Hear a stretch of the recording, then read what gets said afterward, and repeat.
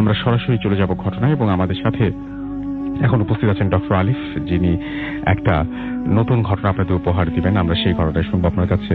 আলিফ, কোন ঘটনা শুনছি? আসসালামু আলাইকুম লিসেনার্স এবং রাসেল ভাই।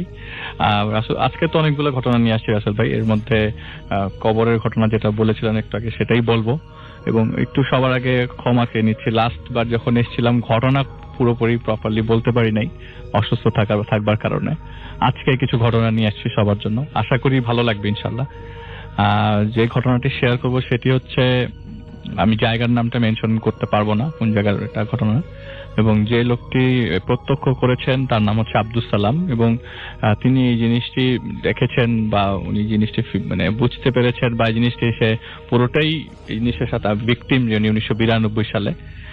তো ওনার গ্রামের বাড়ি, ওনার বাসা থেকে বাজার পর্যন্ত ডিস্টেন্স হচ্ছে প্রায় অর্ধ মাইল। তো এতটুকু রাস্তা হেঁটেই যেতে হতো আর কি, সবকিছু করবার জন্য বা যাই আনতে হইতো ওই এত দূর রাস্তায় পার করে যেতে হতো। আশেপাশে কোনো ছোটখাটো এবং টঙের দোকানও ছিল না।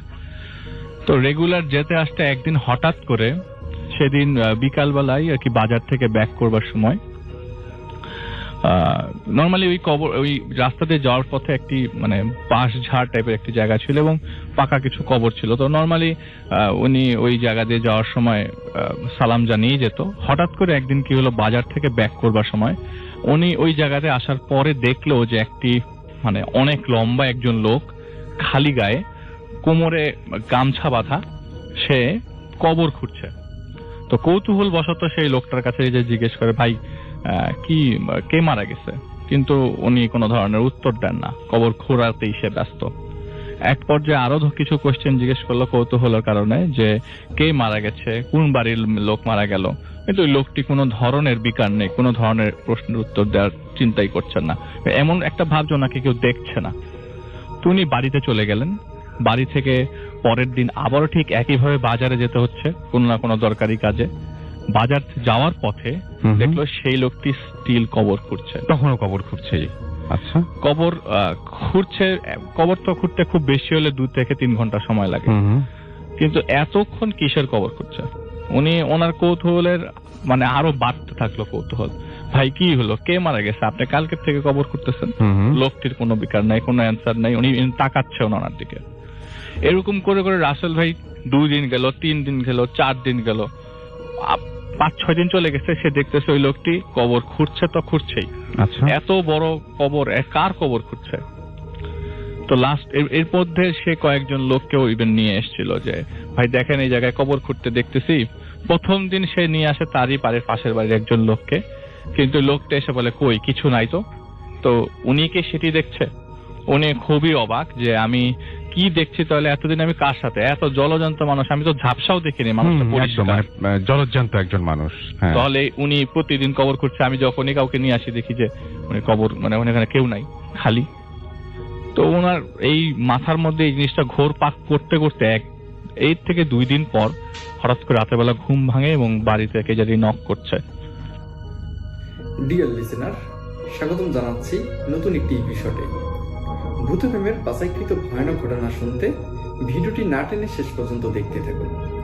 এই ভিডিওর মধ্যে শুধুমাত্র বাছাইকৃত ভয়ানক ঘটনাগুলো পাবলিশ করা হয়েছে। আপনারা বাছাইকৃত ভয়ানক ঘটনাগুলো অনেক পছন্দ করে থাকেন, তাই আমি প্রতিনিয়ত এই বাছাই করা ভয়ানক ঘটনাগুলো নিয়ে রাত 10টা বাজে পাবলিশ করে থাকি, যাতে করে আপনারা খুব সহজেই শুনতে পারেন।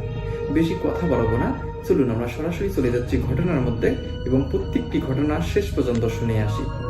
নক করে দরজা খোলার পরে পাশের বাড়ির মোতালিব নামে একজন লোক সে এসে বলল যে, ভাই মুরব্বী, এক পরিচিত একজন মুরব্বী, উনি মারা গেছেন। তো উনি অনেক পায়াস একজন লোক, উনি গেছেন ওখানে এবং ডেড বডিটি পরিষ্কার করে গোসল করিয়ে কাফনের কাপড় মুড়িয়ে তিনি কবরস্থানে নিয়ে যাওয়ার পরে দেখলেন যেটা, যে এটা সেই কবরটা, যে কবরটা এতদিন ধরে 7 দিন ধরে যে খোঁড়াখুড়ি করছে, সেই কবরটা যেখানে তার কবর। ওনার জন্য যে কবরটা সিলেক্ট করা হয়েছে এটা সেই কবর যেটা 7 দিন ধরে খুঁড়ছিল লোকটি। এবং উনি একা, এবার উনি অন্য কেউ প্রত্যক্ষ করেন, ওটা উনি একাই প্রত্যক্ষ করেছেন 7 দিন আগের থেকে। এবং উনি যে মারা যাবে এটাও তো উনি জানতো না। সেটাই রিলেশন, আমি মানে যেটা হচ্ছে যে কেউ দেখলে একটা কথা ছিল, কিন্তু তুমি একাই দেখছে। তো উনি কাউকে নিয়ে আসলে সে আর দেখে না। এবং যাদেরকে নিয়ে আসে তারা ওই মুহূর্তে উপস্থিত ছিল, তারা তার দিকে একবারে হুম রেখে তাকিয়ে থাকে, এভাবে তাকিয়ে, তুই যে বলেছিলি এটা কবর করছে, হ্যাঁ এই আজকে এখানে কবর হচ্ছে। তো উনি জিনিসগুলো রিলেট করতে পারে, উনি যা দেখেছে এতদিন ওইটার সাথে সে রিলেট করতে পারে। তো ঘটনা রাসেল ভাই এই জায়গায় শেষ হলেই ভালো হতো। হ্যাঁ সেটাই, মানে আমার কাছে মনে হচ্ছিল যে এইটুকু ঘটনা থাকলে ভালো ছিল, কিন্তু মানে ওনাকে মানে মাথা নষ্ট করার জন্য যেটা হলো যে ঠিক পরের দিন থেকে তার খারাপ স্বপ্ন আসতে শুরু করলো। খারাপ স্বপ্ন বলবো না, জিনিসটা এরকম হচ্ছে যে ওই গ্রামের মানুষজন মনে করে যে কেউ যদি ডাকে তাহলে মৃত্যু নাকি খুব ঘনিয়ে আসে, বিশেষ করে মৃত মানুষরা। সে দেখলো যে যেই লোকটিকে, কারণ উনি তো খুব কাছের থেকে গোসল করিয়েছে, কাফনের কাপড় পরেছে, উনি দেখলো যে স্বপ্নে তাকে ওই বুড়ো চাচাটা ডাকছে তার কাছে। আচ্ছা, ডাকছে এমন মানে এত সুন্দর করে ডাকছে যে সে মানে না যেতে পারছে না। তো রাসেল ভাই ছোট্ট একটা জিনিস আমি মিস করে গেছি, ওই যে লোকটিকে দেখেছিল, সেই লোকটিকে দেখার পর উনি ওই জায়গায় প্রচন্ড বৃষ্টি নামে এবং ওই সময় মাগরিবের আজানের ওয়াক্ত, আমি এটা মনে করে দিতে যাচ্ছিলাম। হ্যাঁ সেটা, উনি কি করলো, ওই বৃষ্টি পড়ছে, উনি ওযু করে আস্তে আস্তে দেখলো যে উনি এত সুন্দর করে আজান দিচ্ছে, ওই অত্র এলাকার গ্রামে এত সুন্দর করে কেউ আজান দেয় না, এত সুন্দর। মানে এই আজানে সে আজান পড়ার পরে ওই লোকটিও নামাজ পড়ে, সেও কোনা দিয়ে নামাজ পড়ে বাড়ি চলে যায়। তো এটা আমি জাস্ট বলছি, মানে বললাম আর কি, এটা মিস করে গেছি। তো এই স্বপ্নে দেখতে দেখতে হঠাৎ করে রাসেল ভাই উনি একদিন তার ঘুম ভাঙে, তো বলে যে আমি তো স্বপ্নে রেগুলার দেখতাম, কিন্তু এইটা আমার কাছে স্বপ্ন না। সে ঘুম ভাঙে, ঘুম ভেঙে দেখে অনেক বড় একটা কবরের ভিতরে সে শুয়ে আছে, অনেক উঁচু এবং অনেক বড় কবর। এটা ঘুম ভাঙার পরে দেখে, ভাঙার পর দেখে যে একজন বড় একটা অনেক উঁচু কবর। কবরের তো কাজ, মানে আমরা তো কবর দেখেছি অনেক উপরে, মনে হচ্ছে যে মাটির অনেক নিচে আমি, এবং আমি ডান দিকে কাত হয়ে, মানে ডান দিকে তাকাতেই দেখি যে সেই চাচা যাকে আমি দাফন করেছিলাম সবাই মিলে, তার পাশে আমি শুয়ে, মানে ওনার কবরেই শুয়ে আছেন, এরকম একটা জিনিস, এরকম জিনিস দেখছে। আরো খারাপ জিনিস যেটা হচ্ছে, ওই যে লোকটা, সেই লোকটা ওর উপর মাটি, যে লোকটা আজান দিয়েছিল এবং কবর খুঁড়তে দেখেছিল, সেই লোকটা মাটি চাপা দিচ্ছে, মাটি ঢেলে দিচ্ছে। উনি কি করলো, মাটিটা খোঁড়াতে একটা সময় জ্ঞান হারিয়ে ফেলে। উনি বলে আমার কি হচ্ছে, বেরিয়ে আসার চেষ্টা, মানে বাঁচার চেষ্টা করছে। এই মুহূর্তে তার মনে হয় যে আমার দম বন্ধ হয়ে আসছে, তিনি এক পলকে ঘুমিয়ে পড়েন। ঘুম ভেঙে দেখেন যে সে তার বেডের উপরে, সে যার ঘর, তার রুমে, তার ঘরের। বাট এটা স্বপ্ন ছিল না, স্বপ্ন ছিল না, ওনার দাবি এটা স্বপ্ন ছিল না। তার কারণটা হচ্ছে সে ফিল করেছে, কারণ সে তার ছেলে মেয়ে এবং ওয়াইফকে জিজ্ঞেস করেছে, আমি এটা দেখেছি। বলে হ্যাঁ বাবা, আমি জানি না তোমার সাথে কি হয়েছে, বাট রাত 1-2 নাগাদ তুমি ঘর থেকে আস্তে আস্তে বের হয়ে যাচ্ছ, তোমাকে আমি পায়ে শিকল ধরে আটকাতে পারি নাই, বের হয়ে তুমি ওই দূরের কোথায় চলে যাচ্ছ। আমি ভাবলাম যে তুমি কোথাও কোনো কাজে যাবা, কিন্তু তুমি কোনো কথাই বলো নাই। আমার যখন সকাল হয়ে গেছে, তুমি ঠিকই সকালবেলা চলে আসছো ঘরে এসে খাটের মধ্যে তুমি ঘুমাই গেলা, এবং ঘুমটা ভাঙে বিকালবেলা রাসেল ভাই। তাহলে উনি জিনিসগুলো কোথায় গেছে ওরা জানে না, মানে নিশ্চয়ই কেউ ফলো করতে চাইছিল বা কিছু জানে না, কেউ কিছু দেখে নাই। একমাত্র উনি যেটা বলে যে আমি সশরীরে স্বজ্ঞানে আমি কবরের ভিতরে শুয়েছিলাম, আমি আর থাকবো না, অদ্ভুত, আমার কি মৃত্যু ঘনিয়ে আসছে, এই বাড়ি থেকে চলে যাই। আর এমনি তো ওদের ঢাকায় আসার অবস্থা ছিল, ওই মুহূর্তে কথা ছিল যে ঢাকায় শিফট করবেন। এরপর থেকে তিনি ঢাকায় আছেন এবং যাত্রাবাড়িতে আছেন। রাসেল ভাই বলে দিচ্ছি উনি কোন জায়গায় আছেন। যাত্রাবাড়িতে ছোট একটা বাসায় পুরো ফুল ফ্যামিলি নিয়ে তিনি থাকেন। এটি ছিল ঘটনা। এই অদ্ভুত ঘটনাটাই রাসেল ভাই মানে শেয়ার করবো কি করবো না, আর আপনি ডিসাইড করে দিয়েছেন। আমি ভাবছিলাম এটা কি করবো কি করবো না। এটা খুব অদ্ভুত একটা ব্যাপার, এবং যে ঘটনাটা আপনি বললেন সেটা আসলেই অন্যরকম একটা জিনিস। একটা মানুষ ঘুম ভেঙে উঠে যদি হঠাৎ করে নিজেকে আবিষ্কার করেন কবরে, তার কেমন লাগবে। এবং তিনি যদি দেখেন, আপনি নিজের কথা চিন্তা করেন যে আপনি হঠাৎ করে ঘুম ভেঙে উঠে দেখলেন আপনি পুরোপুরি সজ্ঞানে এবং আপনি একটা কবরের মধ্যে শুয়ে আছেন, এবং আপনার পাশে আপনার পরিচিত একজন মৃত ব্যক্তি যে কিনা কাফনের কাপড় জড়িয়ে আপনার পাশেই শুয়ে আছে, এবং কেউ ওপর থেকে মাটি চাপা দিচ্ছে। মানে এটা ভাবা যায় না, কিন্তু যদি আপনি মানে স্বপ্নও দেখেন, সেই স্বপ্ন কিন্তু ভয়াবহ হবে। এবং এটা যে স্বপ্ন ছিল না সেটা উনি ফিল করেছেন। স্বপ্ন দেখলে কিন্তু আমরা মাঝে মাঝে বুঝতে পারি যে আমরা স্বপ্ন দেখছি, স্বপ্নের মধ্যেও আমরা বুঝতে পারি অনেক সময় যে আমরা স্বপ্ন দেখছি। আমরা যদি মনে করি যে স্বপ্নটা এখানে শেষ করে দেব, অনেকের মধ্যে এই ক্ষমতাও আছে যে স্বপ্নটা ওই জায়গায় শেষ করে দিতে পারেন বা অন্য কোনো দিকে উঠে যাবে। হ্যাঁ, বা অন্য কোনো দিকে ঘুরিয়ে দিতে পারেন। বাট উনি দাবি করেছেন এটা স্বপ্ন না, এবং ফ্যামিলিতে যারা লোকজন আছেন তারাও বলছেন যেটা স্বপ্ন না, কারণ উনি ঠিক ওই রাতের কোনো একটা সময়ে উনি কিন্তু বাইরে বেরিয়ে গিয়েছিলেন, এবং বাইরে বেরিয়ে গিয়ে উনি কিন্তু মানে পরিবারের কারো কোনো কথা মানে সবার কথা অগ্রাহ্য করেই তিনি বাইরে বেরিয়ে গিয়েছিলেন, এবং ফিরে এসেছিলেন তখন মোটামুটি ভোরবেলা, নিশ্চয়ই সকালবেলা। এবং মাঝখানে উনিও দাবি করেছেন যেটা স্বপ্ন ছিল না, এবং বাড়ির লোকজনও বলছেন যে হ্যাঁ বাবা বা হ্যাঁ তুমি বা আপনি ওই সময় বাসা থেকে বেরিয়ে গিয়েছিলেন, দিস ইজ ট্রু। সো ব্যাপারটা কি হতে পারে, মানে এরকম ঘটনাটা এরকম খুবই অদ্ভুত। কিন্তু আমি যেমন রাসেল ভাই ছোট করে একটু বলি, জি। আমি মাঝে মধ্যে স্বপ্ন দেখলে প্রায় সময় দেখে আমি উপর থেকে পড়ে যাচ্ছি, নিচে পড়ে যাচ্ছি, এবং আমি বলছি যে ওই ফিলিংটা যখনই চলে আসে পড়ে যাচ্ছি না, এখনই আমার স্বপ্নটা ভেঙে যাবে, আমি নিজে জেগে যাই।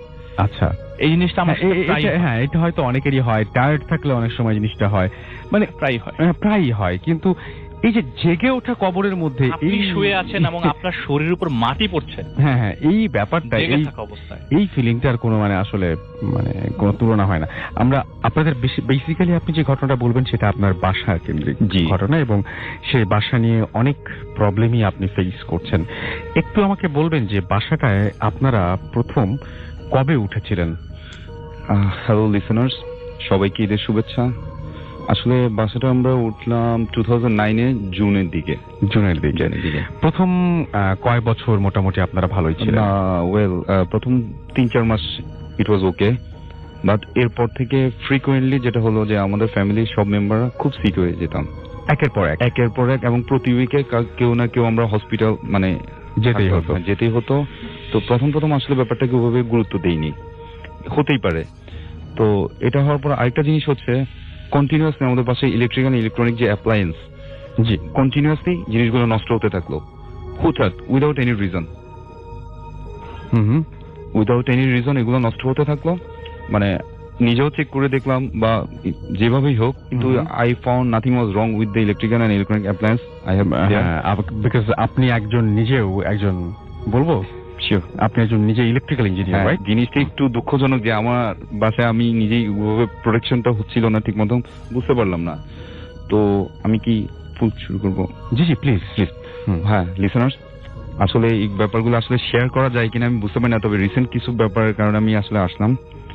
তো এখানে ওঠার পর যেহেতু আমরা ফ্রিকোয়েন্টলি শিখে যেতাম, শুরুর দিকে ব্যাপারগুলোকে পাত্তা দিলাম না। তারপর আমার বাসার যে জিনিসগুলো, ডিভাইসগুলো ফ্রিকোয়েন্টলি নষ্ট হতে থাকলো। চেক করে দেখতাম বাসায় এক্সিস্টিং ইলেকট্রিক্যাল সিস্টেম বা যাই হোক, কিন্তু দেখা গেল কি খুব একটা প্রবলেম ছিল না যে এইগুলোর কারণে এইভাবে নষ্ট হয়ে যাবে। আরেকটা জিনিস হচ্ছে, এরপরে আমরা যে প্রবলেমগুলো ফেস করতে থাকলাম, হুটহাট করে আমাদের ফ্যামিলি মেম্বাররা প্রচন্ড ভয় পেতে থাকলেন, ইভেন আমিও খুব ভয় পেতে থাকলাম, উইদাউট এনি রিজন, কোনো কারণ ছাড়াই। রাত 2-3টার দিকে ফ্যামিলি মেম্বার সবাই হঠাৎ করে, আমার হয়তো ছোট ভাই বোন চিৎকার দিয়ে, কি হলো, ভয় পাইছি, কি কারণে পাইছি, উইদাউট এনি রিজন বলতে পারছেন না।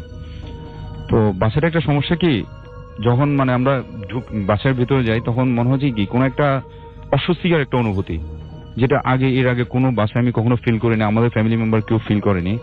অস্বস্তিকর অনুভূতি, মনে হচ্ছে কিছু একটা চেপে বসছে বাসার মধ্যে। আর যারা গিয়েছেন আমার বাসায় তারা মাথা ব্যথা, ঝিমঝিম, অস্বস্তিকর একটা অনুভূতি সবসময় যেন তাদের মধ্যে ছিল।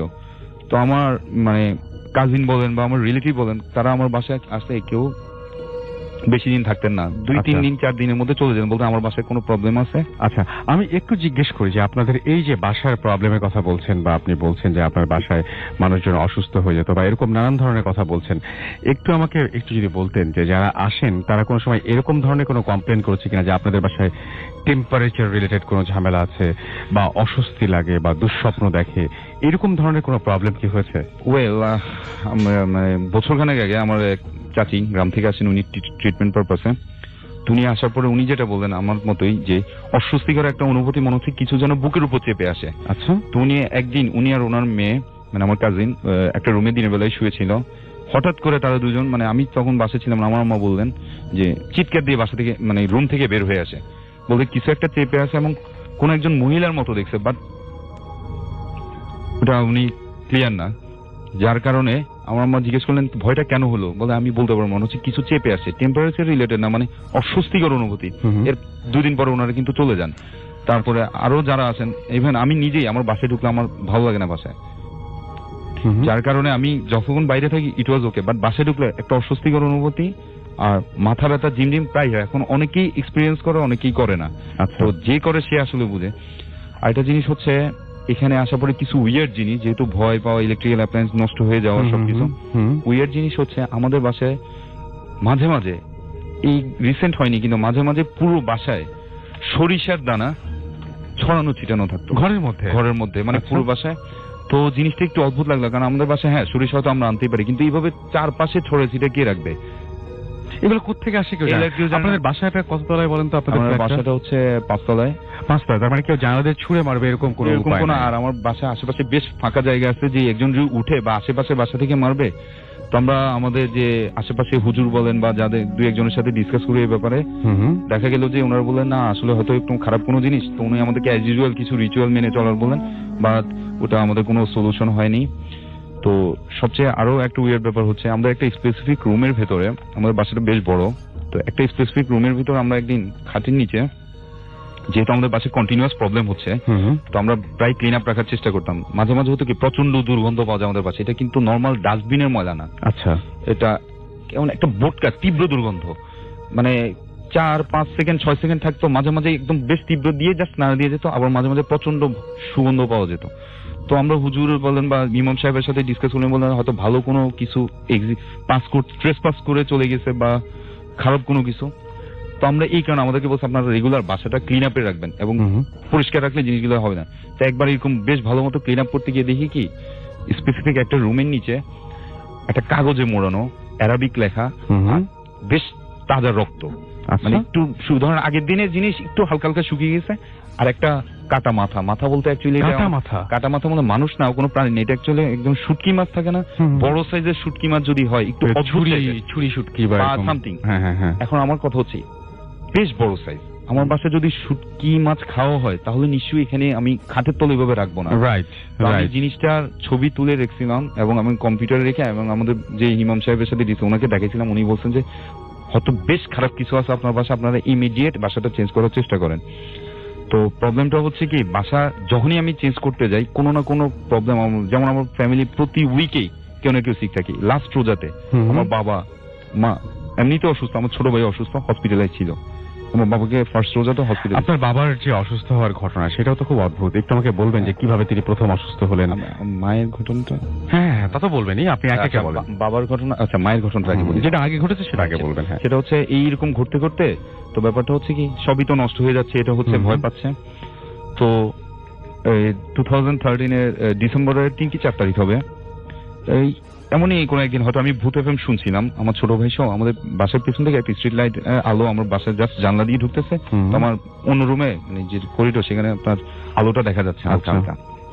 তো হঠাৎ করে আমি তাকিয়ে দেখি আমার আম্মা উনি বেশ পরিপাটি হয়ে জাস্ট আমাদের দিকে ঝুঁকে আছেন, ঝুঁকে আমাদেরকে দেখতেছেন দরজা থেকে, মানে একটা থাকে না আগ্রহ সহকারে দেখা যে কি করছে, নর্মাল দাঁড়িয়ে থাকে না।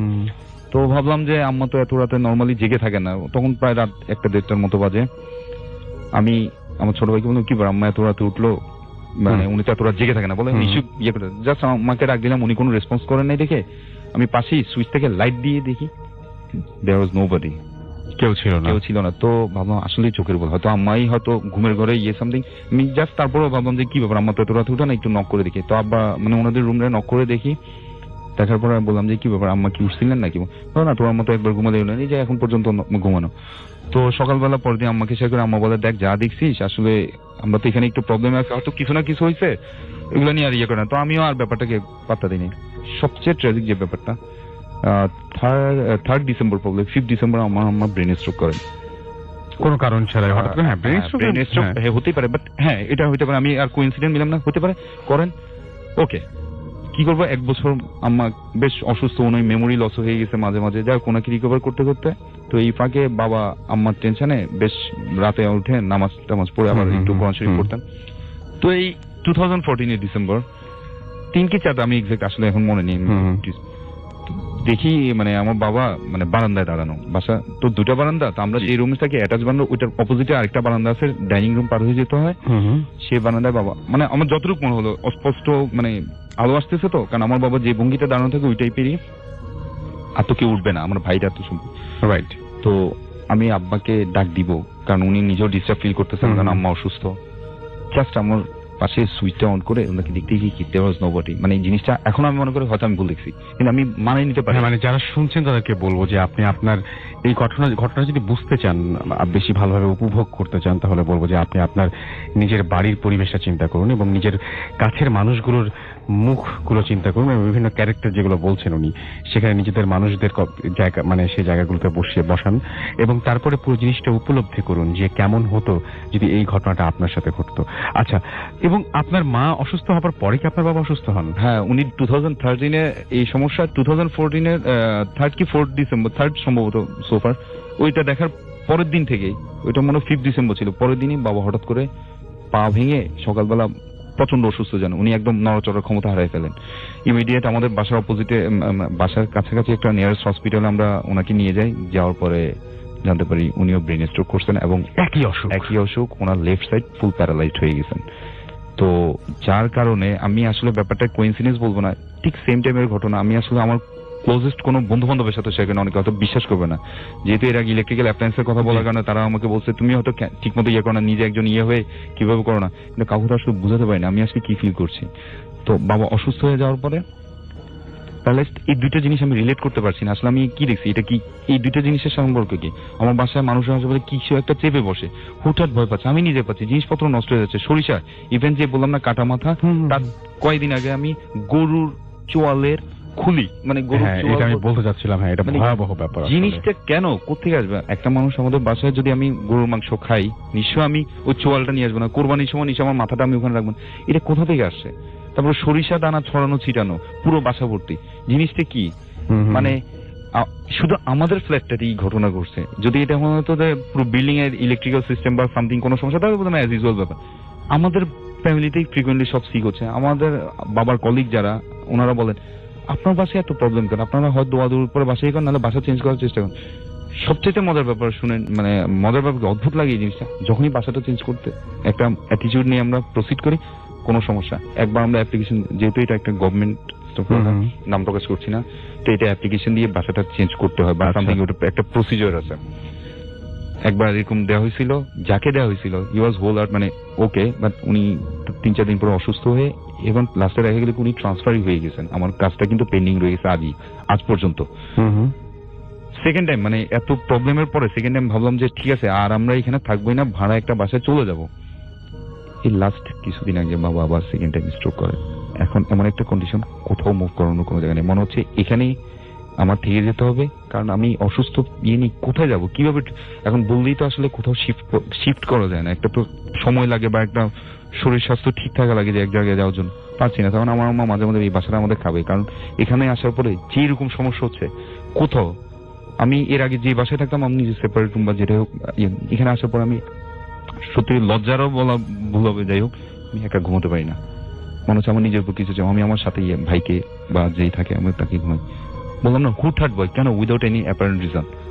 এবং আপনি একটা জিনিস বলছিলেন যে আপনাদের এখানে টেম্পারেচারেরও ঝামেলা হয়। হ্যাঁ, টেম্পারেচার, চারিদিকে সবকিছু স্বাভাবিক আছে, হঠাৎ করে হয়তো দেখলেন যে প্রচন্ড, মানে আপনার মনে হচ্ছে মানে মানে গরম হয়ে যাচ্ছে, এটা যেটা এমন আমার ওই যিনি ভয় পেয়েছিলেন, মানে আমার যে আন্টি আসছিলেন উনি বলছেন এটা শীত গ্রীষ্মের ব্যাপার না, আমরা প্রচন্ড, যেমনি স্পেসিফিক যে রুমটাতে আমাদের গিয়েছিল উনি নাকি বললেন যে ওখানে ফ্যান ছাড়া দরকার হয় না, প্রচন্ড ঠান্ডা, কিন্তু রেস্ট অফ আদার রুমস আর কোয়াইট ওকে। আবার মাঝে মাঝে ভীষণ গরম, এমন অনেকেই বলে যে টপ ফ্লোরে থাকলে গরম, কিন্তু এই গরমকে আমি কি বৃষ্টির দিন এই গরমটা ফিল করবো না?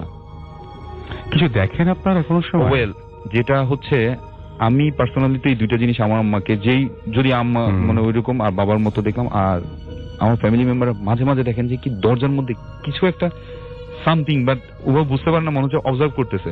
তো ওই জিনিসটাতেই আমরা হয়তো ভাবলাম যে আমি আমার আম্মাকে দেখলাম উনি এভাবে খুব আগ্রহ সহকারে দাঁড়িয়েছেন, যার কারণে এখন হয় কি, এটা আসলে বলবো কি পরে না, কাঁথা মুড়ি দিয়ে ঘুমানো যদি এখন করতে হয় এই যুগে ভয়ে, আমার ফ্যামিলি মেম্বাররা এখন পারত পক্ষে, আমি নিজেই কাঁথা মুড়ি দিয়ে মনে হচ্ছে আমি ঘুমাবো, মানে এটা বলা যাচ্ছে না, মানে ফিল করা যাচ্ছে না। আর ফ্রিকোয়েন্টলি সিকনেসের কারণে, আর সবচেয়ে ব্যাপারটা হচ্ছে কি এখানে আসার পরে আমার আত্মীয় স্বজন যারা আছেন তারা খুব ডিপ্রেস হয়ে যান, মানে আমার বাসায় ঢুকলে আমি নিজেই ফেড আপ হয়ে যাচ্ছি। মেজাজটা আমার ফ্যামিলি মেম্বারদের মেজাজ খুব খিটখিটে হয়ে গেছে, সত্যি কথা ভাই, এটা পার্সোনাল কি বলবো, এর আগে কিন্তু এমন ছিলাম না। সবাই কেমন জানি একটু ফেড আপ, মন মোড়া। বাসা থেকে বের হলাম, অন্য কোথাও গেলাম, হয়তো আপনার বাসা আমি গেলাম, আই এম ওকে, বাট আমার নিজের বাসা আমার নিজের কাছে আপন মনে হয় না। এখন আমি কখনোই এই টাইপের ভাবিনি যে শেয়ার করব বা এই টাইপের ঘটনা আসলে মানুষের সাথে ঘটে। আমি হয়তো অতিরঞ্জিত কিছু দেখি না, অনেকের হয়তো দেখতে পারে আরো আল্লাহ মাফ করুক ভয়ঙ্কর কিছু, কিন্তু যেই ছোটখাটো যে ঘটনাগুলো, এই যে জিনিসপত্র পাওয়া, ব্লাড, তারপরে অ্যারাবিক লেটার, গরুর খুলি, এগুলোর কি রিজন ভাই? আমার তো আসলে কোন ধরনের কোনো মানে মিলাতেই পাচ্ছি না। এবং একের পর এক সবাই অসুস্থ হয়ে যাচ্ছে এবং আপনারা বাচ্চাটা চেঞ্জ করার চেষ্টা করছেন। আচ্ছা, কি মনে হয় আপনার নিজের কাছে, কি মনে হয় যে কোন ধরনের সমস্যা হতে পারে এটা? আপনার কি মনে হয় আসলে, আপনাকে যদি গেস করতে বলি? আমি এখন আমি যে হুজুর বা যাদের সাথে কথা বলছিলাম, হয়তো এখানে কারো এক্সিস্টেন্স ছিল, বা এখানে একটা ব্যাপারটা হচ্ছে কি এখানে আগেও মানুষ ছিল, এমন না যে এটা খালি বাড়ি, অ্যাবান্ডেন্ট কোনো প্লেস ছিল, এখানে আগেও মানুষ ছিল। তাহলে তাদের কেন সমস্যা হয় না, আপনাদেরই কেন সমস্যা হচ্ছে? তো আমরা নিয়ারেস্ট আদমকে বলছে হয়তো আপনাদেরকে কেউ ব্ল্যাক ম্যাজিক করছে, সামথিং লাইক দ্যাট, হয়তো এই কারণে আপনাদের এই প্রবলেম গুলো হচ্ছে। কিন্তু কেউই আসলে আলটিমেট কোনো কিছু আমাদেরকে অ্যান্সার দিতে পারেনি। এখনো আমরা ইনসিকিউর অবস্থা ফিল করছি। তো দোয়া করবেন, অ্যাকচুয়ালি সবার কাছে দোয়া চাই আমার বাবা মায়ের জন্য। আসলে যত সম্ভব চাচ্ছি যে এখান থেকে চলে যেতে, কিন্তু রিসেন্ট বাবা আবার অসুস্থ হওয়ার কারণে আবার পোস্টপোন হয়ে গেছে। আমি আসলে মুভ করতেও মানে ব্যাপার হচ্ছে, মানে পারছি না আর কি। যে ফ্যামিলি মেম্বার সুস্থ থাকলে, বাবা বেশ সুস্থই ছিলেন ফার্স্ট স্ট্রোকের পরে, সেকেন্ড টাইমের পরে আবার। আপনি কোন সময় দুঃস্বপ্ন দেখেন? দুঃস্বপ্ন মাঝে মাঝে হয়তো দেখছি, যেমন অনেকে বলেন না বোবাই ধরা, মাঝে মাঝে আমিও চিৎকার দিয়ে উঠছি, there is no apparent reason. হ্যাঁ, আমিও কিছু দেখছি। আরেকটা জিনিস যে আমি অপরাধ আপনার সাথে শেয়ার করি, সেটা হচ্ছে আমার আম্মু একদিন শুয়েছিলেন, আমি বাসায় ছিলাম না, আমি তখন অফিসের কাজে। তো উনি দেখছেন যে আমার বোন ওনার পাশে বসা, এবং বেশ চুলটুল ছাড়াও কিন্তু নর্মাল ভঙ্গিতে আমার আম্মার দিকে আস্তে আস্তে বলতেছেন, আমি কিন্তু ও না, মানে আমার বোন না, আমি কিন্তু এখানে কাউকে এইভাবে ইয়ে করতে শান্তি সামথিং এরকম। আমার তখন ইয়ে করলো, কারণ আমার আম্মা রিকল করতে পারেন নাই, তো আমি তখন বলতে পারিনি। তো এই জিনিসটা পরে পরে আমরা আসলেই খুব ভয় পেয়ে গেছি। পরে আমার মা সাথে সাথে উঠে আমার বোনের রুমে গেছেন, গিয়ে দেখেন যে she was sleeping, body was there. এবং এই জিনিসগুলো যদি আসলে প্যারানর্মাল কিছু হয় তাহলে হয়তো এটাই, আমি আর কিছু বলতে পারবো না। মানে এখন আমি আসলে সত্যি কথা বলতে কি, ফ্যামিলি মেম্বার, বিশেষ করে বাবা মা অসুস্থ থাকেন, আমি একটু ডিপ্রেসড হয়ে গেছি। ফ্রিকোয়েন্টলি চেইন অফ প্রবলেম এক কথা, ফ্রিকোয়েন্টলি সিকনেস হলে আমি সবাইকে তো ইয়ে করতে পারি। বুঝতে পেরেছি। Thank you so much. চলে যাব আমাদের পরবর্তী অতিথির কাছে কোনো কথা না বাড়িয়ে, এবং আপনি প্লিজ একটু আপনার নামটা বলবেন এবং আপনি কোথা থেকে এসেছেন যদি একটু আমাদের জানতেন। আসসালামু আলাইকুম, আমি এস এম আরিফ। আমি হচ্ছে ড্যাফোডিল ইন্টারন্যাশনাল ইউনিভার্সিটিতে হচ্ছে ফটোগ্রাফি সোসাইটিতে প্রেসিডেন্ট হিসেবে আছি, আর ড্যাফোডিলে জব করছি। আচ্ছা, সরাসরি ঘটনায় চলে যাই প্লিজ। ফার্স্টে যে ঘটনাটা বলবো সেটা হচ্ছে যে আমার খালামণির ঘটনাটা। খালামণি হচ্ছে আমার বড় খালামণি, উনি আজ এই পৃথিবীতে বেঁচে নেই, মৃত। 4 বছর হলো উনি মারা গিয়েছেন। তো উনি যখন ক্লাস এসএসসি পাশ করেছেন, তখনকার ঘটনা এটা। উনার একটা সমস্যা হতো, সমস্যাটা হচ্ছে এরকম যে উনি যখন ঘুমাতে যেতেন, দেখা গেল যে সব বোনরা পাশাপাশি ঘুমিয়েছেন। তো তার সমস্যাটা হতো যে সবাই যখন ঘুমিয়ে পড়তো, উনার একটু ঘুমের সমস্যা ছিল। উনি দেখা যেত যে জেগে থাকতো, শুয়ে আছে বাট জেগে, ইনসমনিয়া টাইপের কিছু ছিল হয়তো, এরকম আর কি। তো দেখা যেত যে ঘুমিয়ে আছে, সবাই অলরেডি ঘুমিয়ে পড়েছে। তো তখন উনি কিন্তু জানলার পাশে শুতো, ভাই বোনদের মধ্যে উনি জানলার পাশে শুতো। তো জানলার মধ্যে দেখা যেত উনি একটা শব্দ শুনতেন, কট করে জানলাটা খোলার, মনে হচ্ছে যে জানলাটাকে খুলছে, বাট দেখা গেল যেটা অরিজিনাল জানলাটা খুলছে না, জানলাটা বন্ধ হয়েই আছে। তো তারপরই কি হতো যে কানের পাশে মৌমাছি বা ভোমরা এই টাইপের যদি কিছু একটা যদি চলাফেরা করে বা একটু ঘোরাঘুরি করে, তার হামিং একটা সাউন্ড হয়, ওটা শুনতেন। শোনার পরপরই কি হতো যে কিছুক্ষণের মধ্যে ওনার একটা ফিল হতো যে কেউ তাকে চেপে ধরছে, কেউ তাকে চেপে ধরছে। স্লিপ প্যারালাইসিস বলবো কিনা জানি না, কিন্তু কেউ তাকে চেপে ধরছে। তো চেপে ধরার ফলে কি হতো, সে প্রচন্ড চিৎকার করতো, কিন্তু সেই চিৎকারটা পাশে যে শুয়ে আছে, যা ভাই বোনরা বা আমার মারা বা তারা কিন্তু সেটা শুনতে পেত না, বুঝতে পারতেন না। তো দেখা যেত যে এইভাবে প্রচন্ড ঘেমে টেমে অবস্থা, একাকার অবস্থা, যখন তিনি একদম মানে হাল ছেড়ে দিচ্ছেন বা একদম মানে কাহিল হয়ে যাচ্ছেন, তখন দেখা গেল সেই জিনিসটা আস্তে করে সরে যাচ্ছে, বুঝতে পারছে যে তাকে ছেড়ে দিল কেউ একজন। ছেড়ে দেওয়ার পরে কি হতো যে উনি হচ্ছে প্রচন্ড ঘাম দিয়ে একদম নিস্তেজ হয়ে যেতেন, নিস্তেজ হয়ে তখন দেখা গেল যে কোনো রাতে ঘুমাতেন বা ঘুমাতেন না। তো পরদিন সকালে দেখা গেল নানা নানি, বিশেষ করে নানু জিজ্ঞাসা করতো, কি ব্যাপার, তোমার শরীরের অবস্থা কেন, তোমার হচ্ছে যে চোখ মুখের নিচে কালি পড়ে আছে, ব্যাপারটা কি? তো দেখা যেত যে খালামণি একটু চাপা স্বভাবে ছিল দেখে সেটা বলতেন না, কিন্তু হচ্ছে যে একদিন নানিকে বললেন যে মা, আমার তো এরকম সমস্যা হচ্ছে। কি সমস্যা? যে আমার এরকম রাতে ঘুমাতে গেলে এরকম একটা জানলার শব্দ হয়, কট করে একটা শব্দ হয়, দেন একটা ভোমরা টাইপের কিছু একটা আসে, দেন আমাকে চেপে ধরে, আমি অনেক চিল্লাচিল্লি করি বাট কেউ আমার কথা শুনতে পায় না, দেন আমার এই অবস্থা হয়। তো সেটা নানি হচ্ছে নানুকে বলেন, নানুকে বলার পরে নানু হচ্ছে যে আমাদের যে পার্শ্ববর্তী যে মসজিদ আছে ওই ইমাম সাহেবের কাছে যান, ইমাম সাহেবকে জিনিসটা অবগত করেন। তারপর ইমাম সাহেব আমার খালামণিকে বলে, দেখো মা, তুমি একটা কাজ করতে পারো, সেটা হচ্ছে যে তুমি একটা কাঁথা গায়ে দিয়ে শোবা, আর হচ্ছে যে তুমি আয়াতুল কুরসিটা পড়ে 3 বার পড়বা, পড়ে বুকে ফু দিবা, ফু দিয়ে দেন ঘুমাবা, দেখো তোমার এই প্রবলেমটা হয়তো সলিউশন হতে পারে। তো সেই অনুযায়ী খালামণি তারপর রাত্রে থেকে এভাবে আয়াতুল কুরসি পড়ে শোয়া শুরু করলেন, কিন্তু সমস্যাটা সমাধান হচ্ছে না। তো দেখা যায় যে না, আবার হচ্ছে। তো নানিকে আবার বললেন যে মা, আমার তো এরকম আবার হচ্ছে, সমস্যা দূর হচ্ছে না, এই জিনিসটা তো হচ্ছেই। তো আর কি তারপরে দেখা গেল যে আবার ইমাম সাহেবের কাছে যাওয়া হলো। ইমাম সাহেব বললেন যে মা, তাহলে হয়তো বা তুমি হচ্ছে যে পবিত্র হয়ে ঘুমাতে যাওনি, এই জিনিসটা হয়তো বা তুমি করে দেখো, এটা হচ্ছে কাজে দিবে। কারণ হচ্ছে যে আমরা যারা যখন ঘুমাতে যাই, দেখা যায় যে আমাদের ঘুমের মধ্যে অনেকের মৃত্যু হতে পারে, বা এই যে আমরা যদি অপবিত্র অবস্থায় ঘুমাতে যাই তখন কিন্তু বিভিন্ন খারাপ জিনিস এগুলো কিন্তু আমাদের অ্যাটাক করতে পারে। তো খালামণি তার সাজেশন অনুযায়ী কি করলেন যে মানে পবিত্র হয়ে অজু করে দেন হচ্ছে যে সেভাবে কাঁথা গায়ে দিয়ে আয়াতুল কুরসি পড়ে বুকে ফু দিয়ে ঘুমাতে যেতেন। তো তারপর থেকে দেখা গেল যে না, এই সমস্যাটা হচ্ছে না। তারপর থেকে দেন হচ্ছে যে এই নানু আমাদেরকে বলেছিল, আমরা যারা পরবর্তী জেনারেশন ছিলাম, যদিও নানুর সাথে আমাদের, আমি যখন ছোট তখন নানু মারা যায়, নানি আমাকে বলেছিলেন যে আসলে আমরা যারা ঘুমাতে যাই, যখন সবাইকে এটা বলি সবার উদ্দেশ্যে, সেটা হচ্ছে যে আমরা যখন ঘুমাতে যাই সেই ব্যাপারটা কিন্তু অনেক সিরিয়াস ব্যাপার। দেখা যায় যে এই সময় যদি আমরা পবিত্র হয়ে না ঘুমাতে যাই, আমরা কিন্তু জানি না কখন আমাদের মৃত্যু হবে। তো আমরা যদি পবিত্র হয়ে ঘুমাতে যাই, পবিত্র অবস্থায় যদি আমাদের মৃত্যু হয়, আল্লাহ না করুক, তো দেখা যায় যে এটা সবার জন্যই ভালো। আর পবিত্র থাকলে দেখা যায় যে এই খারাপ জিনিসগুলো, প্যারানর্মাল যে ব্যাপারগুলো, এগুলো আসলে একটু দূরে থাকে। আমাদের উচিত যে এই জিনিসটা একটু মেইনটেইন করা। ওকে, আমরা আপনাকে অনেক ধন্যবাদ। আসসালামু আলাইকুম রাসেল ভাই, আমি অনেক, আমার বাসা পাবনা। আমি আজকে যে ঘটনাটা শেয়ার করব এটা বাইরের, এটা আমি এখন আছি মালদ্বীপসে। এখানে আমি একটি 5 স্টার হোটেলের রুম বয় হিসেবে কাজ করি। আমি যখন ফার্স্টে হোটেলটায় ঢুকি, তো আমাকে 2টি রুম ক্লিনের দায়িত্ব দেওয়া হয়। আমি হোটেলের রুম বয় হিসেবে জাস্ট রুম ক্লিন করি, মানে সবসময় পরিষ্কার পরিচ্ছন্ন রাখি, এটাই কাজ।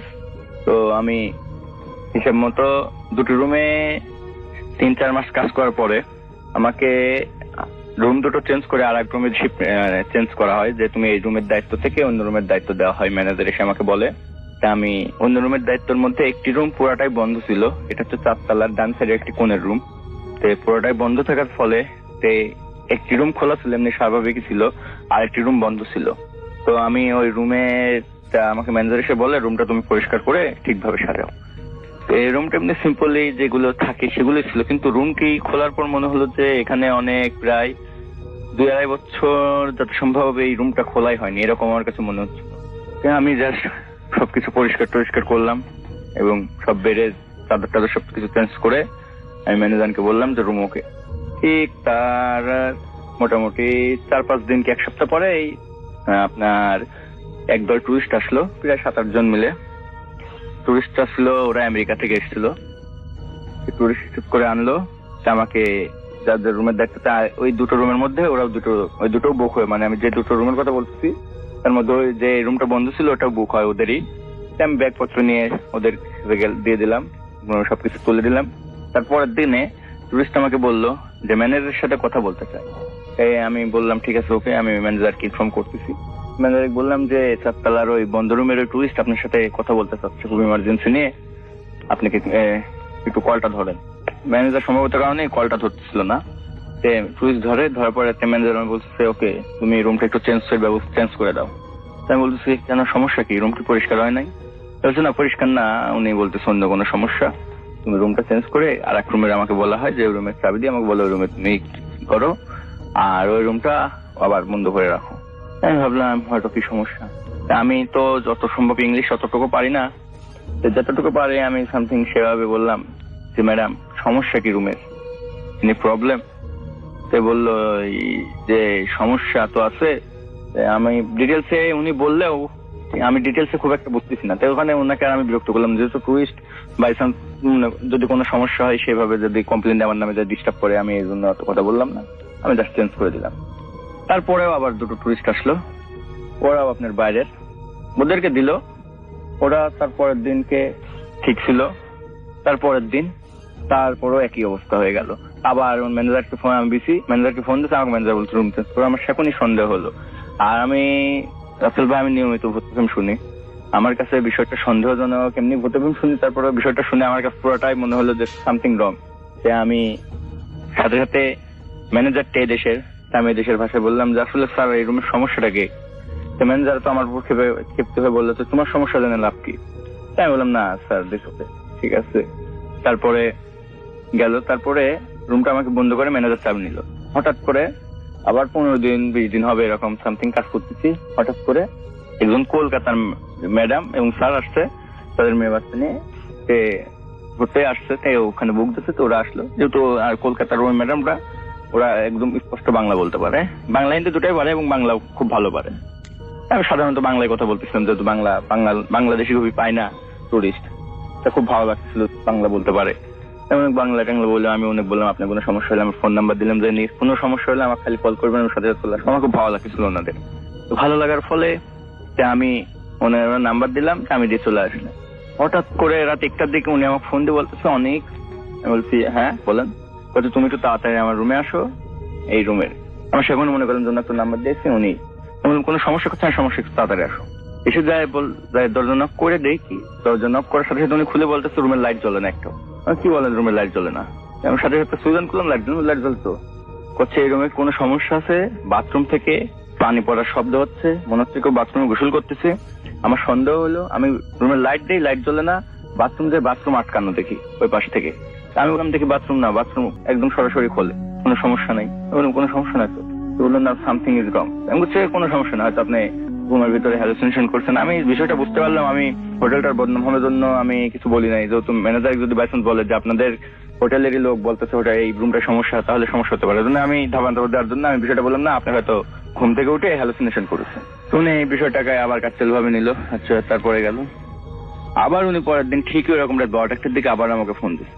আমি এবার গেলাম, যাই এত রুমের নক দেই, রুম নক খোলে না, নক খোলেই না তো খুলেই না। তারপরে আমি ম্যানেজারকে ইনফর্ম করলাম যে স্যার এই রুমে আমাকে এরকম স্যার ফোন দিছিল। তা আমি ওখানে যাই নক করে, রুম খোলে, কেউ খোলে না। ওখানে ওনার স্ত্রী আছে, ওনার একটা মেয়ে আছে এবং উনি আছে, ওনার 3 জন, কিন্তু কেউই লক খুললে না। এদের হয়েছে কোনো সমস্যা। আমি ইনফর্ম করার পরে ম্যানেজার আসলে সাথে সাথে এসে ডুপ্লিকেট চাবি নিয়ে আসলো। রুম খুলে দেখে যে ওই রুমে ওরা একজন বাথরুমে পড়ে আছে, একজন খাটের উপরে উল্টে পাল্টা হবে, মেয়েটা পড়ে আছে একদম নিচে ফুল টান অবস্থা। সাথে সাথে যে পানি দিলাম।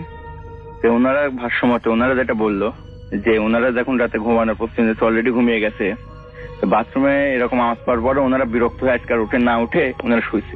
হঠাৎ করে বাথরুমের থেকে 4-5 জন লোক সাদা কাপড় পরা এসে তাদেরকে ধরে ধরে 3-4 দিক দিকে আছাড় দিল, বিছনা থেকে তুলে। এই যে আছাড় দিচ্ছে, ওনারা সাথে সাথে অজ্ঞান হয়ে গেছে।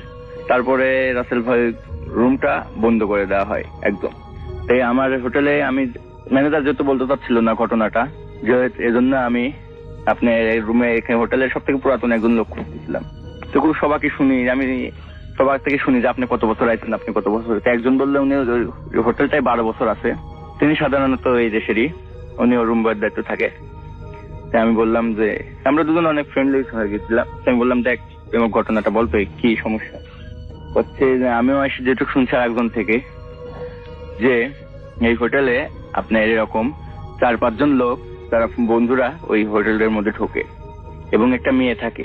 মেয়েটাকে তারা এক কথায় জোর করেই মেয়েটাকে রেপ করা হয়, মেয়েটা মারা যায় এবং তারা ওখানে কন্টিনিউ মানে মেয়েটা ওখানে মারা যাওয়ার পরেও লাস্টে ওরা ওখান থেকে হোটেল থেকেই যেভাবে যে কোনো কারণে ওরা 4-5 জন লাস্টটাকে গুম করে ফেলতে পারে। এই হোটেলটা এমন একটা জায়গা, সমুদ্র বেশি দূরে না, লাস্টটা ভাসিয়ে দেয়।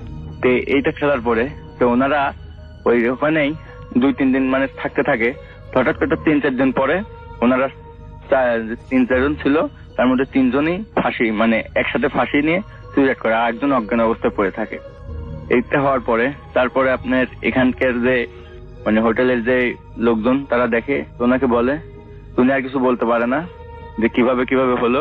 পরে এটা পুলিশ কেস হয়ে যায়, অনেক রকম সমস্যা হয় হোটেলে। বাদ বাকি ঘটনাটা সরি রাসেল ভাই আমি জানি না যে লাস্টে কি হয়েছিল, ওই ছেলেদের কি জন্য সুইসাইড করেছিল ওই লোক সেটাও বলতে পারে নাই, এবং ওই লোককে পুলিশ হেফাজতে নেওয়ার কারণে সম্ভবত সেটাও আমি জানতে পারি নাই। এই ছিল আমার ঘটনা রাসেল ভাই। আমরা চলে যাই আপনার ঘটনায়, এবং প্রথম আমরা কোন ঘটনা শুনছি সেটা কতদিন আগে ঘটেছিল? এটা 1998 সালের ঘটনা। জি, একটু আমি একটু আগে ব্যাখ্যা দিই। অবশ্যই অবশ্যই, আপনি আপনার মতো করে বলুন। 1998 সালে আমি, আমাদের বাসাটা এরকম 3 তলা বাসা। জি, একতলায় এক চাচা থাকেন, জি, থাকেন বললে ভুল, থাকতেন। কারণ বড় চাচি, আমরা তাকে বড় আম্মা বলতাম। জি, তারপরে বড় আব্বা, ওনারা মারা গেছেন। মারা যাওয়ার ফলে আমার চাচাতো ভাইরা ওনারা সবাই আমেরিকা থাকেন, শুধু বাংলাদেশে থাকেন বড় বোন আর দুলাভাই থাকেন। আচ্ছা, দোতলাতে এক চাচা থাকেন আর 3 তলায় আমরা থাকতাম। জি, আপনার 98 সালে আমি যখন এখানে ভোটার আইডি কার্ড প্রথম যখন প্রজেক্টটা শুরু হলো, তা আমি কিছু ওখানে কাজ পেয়েছিলাম, ছবির কাজ পেয়েছিলাম। তো ছবির কাজগুলো করার জন্য, যেহেতু ওই তলায় কেউ থাকে না বা থাকতো না, তো এটা পরিত্যক্তই ছিল ওটা এক ধরনের। আচ্ছা, আমি আমার দুলাভাইকে বলে যে আমি এখানে আমরা এই আইডি কার্ডের ছবির কাজগুলো করব, আপনি একটু আমাদের কাজ করার সুযোগ দেন। তো দুলাভাই খুব স্বতঃস্ফূর্ত ভাবে আমাদেরকে এখানে সুযোগ দিল। জি, জি, আমরা ওখানে ছবির কাজগুলো করতাম। আচ্ছা, তো আমার একদম স্পষ্ট মনে আছে, কুরবানি ঈদের একদিন পরের ঘটনা। আচ্ছা, তো ঈদের মধ্যে সবাই তো বাড়ি চলে গেছে। জি, তো ওরা 50 ডেফিনেটলি 4-5 দিন দেরি হবে। জি, তা আমি এই ফাঁকে মনে করলাম যে যেহেতু ওরা আসতে দেরি হবে আর কাজের যেহেতু অনেক চাপ, তো সেহেতু আমি কিছু ছবির কাজ করে রাখি। এই বাসাটাতেই আপনার যে ঘরটার কথা বলছেন, সেটার কিচেনটাকে আপনি বানিয়েছিলেন ডার্ক রুম। জি জি, যেখানে আসলে ছবি ডেভেলপ করতাম। হয়। আর কিচেন রুমের পাশেই একটা ওয়াশরুম ছিল। আমরা একটু বলে দিই সবাইকে, তাহলে সবাই মানে জিনিসটা দেখতে পাবেন যে একটা উনি যেটা বলছেন যে ছবি ডেভেলপ করার জন্য যে ডার্ক রুমটা থাকে সেটা একটা অন্ধকার রুম হয়, সেখানে বিশেষ রঙের বাল্ব জ্বালানো যায়, লাল রঙের, সম্ভবত লাল রঙের বাল্ব জ্বালানো যায় ভেতরে, এবং সেখানে একটা এনলার্জার থাকে একটা, এবং কিছু ধরনের কেমিক্যালস থাকে, যে কেমিক্যালস থেকে একই সাথে একটা সময়, এখন সেটা বন্ধ হয়ে গেছে, নেগেটিভও যেরকম ডেভেলপ করা যেত, ঠিক একইভাবে সেখান থেকে আমরা ছবিও প্রিন্ট করতে পারবো। একটা বিশেষ ধরনের কাগজ, যে কাগজটা আসলে কোনোভাবে আলোর সংস্পর্শে আসতে পারবে না, কেমিক্যাল দিয়ে ছবি ছিল। তো আপনারা সেইভাবেই করতেন, এবং সেই ডার্ক রুমটা ছিল, এবং সেটা অন্ধকার হওয়াটা খুব জরুরি ছিল। জি। আর আমাদের এই যেটাকে কিচেন রুমকে যে ডার্ক রুম হিসেবে ব্যবহার করতাম, ঠিক তার লাগোয়া একটা ওয়াশরুম ছিল, আর সামনে একটা বড় রুম, আর লম্বা একটা বারান্দা। বারান্দা তো আমাদের সবাই মিলে কাজ করতাম। তো যেহেতু সবাই ঈদের মধ্যে বাড়ি চলে গেছে আর কেউ নাই, তো রাতে বেলা আমি একাই ছবির প্রিন্টগুলো করছি। ছবি কিছু প্রিন্ট মনে করলাম যে এটা আগিয়ে রাখি, ওরা আসলে কাজগুলো আমার অ্যাডভান্স। তো যথারীতি আমি রাতে খাওয়া দাওয়া করে আমার ডার্ক রুমে, যেটা কিচেন রুম ডার্ক রুম আর কি, তা আমি ওখানে ছবি প্রিন্ট এক্সপোজ দিচ্ছি। তো এখানে আরেকটু ফ্ল্যাশব্যাকে চলে যাই। তো আমরা যখন প্রায় রাতে আমরা কাজ করতাম, সবাই যখন একসঙ্গে থাকতাম। তো আমাদের দুলাভাই যিনি, উনিও নাই, উনি মারা গেছেন কিছুদিন আগে। তো তো উনি মাঝে মধ্যে আসতেন আমাদেরকে একটু সঙ্গ দেওয়ার জন্য। কখনো কখনো উনি ফ্লাস্কে করে চাও নিয়ে আসতেন, চিপস নিয়ে আসতেন। এবং সবাই কাজ করছে, সবাই কাজ করছে, হ্যাঁ, একটু উনি একটু সঙ্গ দিতেন, একটু মজা করতেন, করে আবার উনি যথাই চলে যেতেন। তো ওনার একটা হ্যাবিট ছিল, যখন উনি অনেক সময় আসতেন, যার জন্য আমরা যদি একা কাজ করতাম তাহলে আমরা করতাম কি, মেন ডোরটা, ওটা পুরোনো আমলের বাড়ি তো, রিং গুলো ছিল বড় বড়, ফলে রিং এর মধ্যে তালা লাগালেও একটু ফাঁক থাকতো। জি। তো ফাঁক থাকার জন্য আমরা ভিতর থেকে ওটা খুলতে পারতাম, আর বাইরে থেকে কেউ এসেও খুলতে পারতো।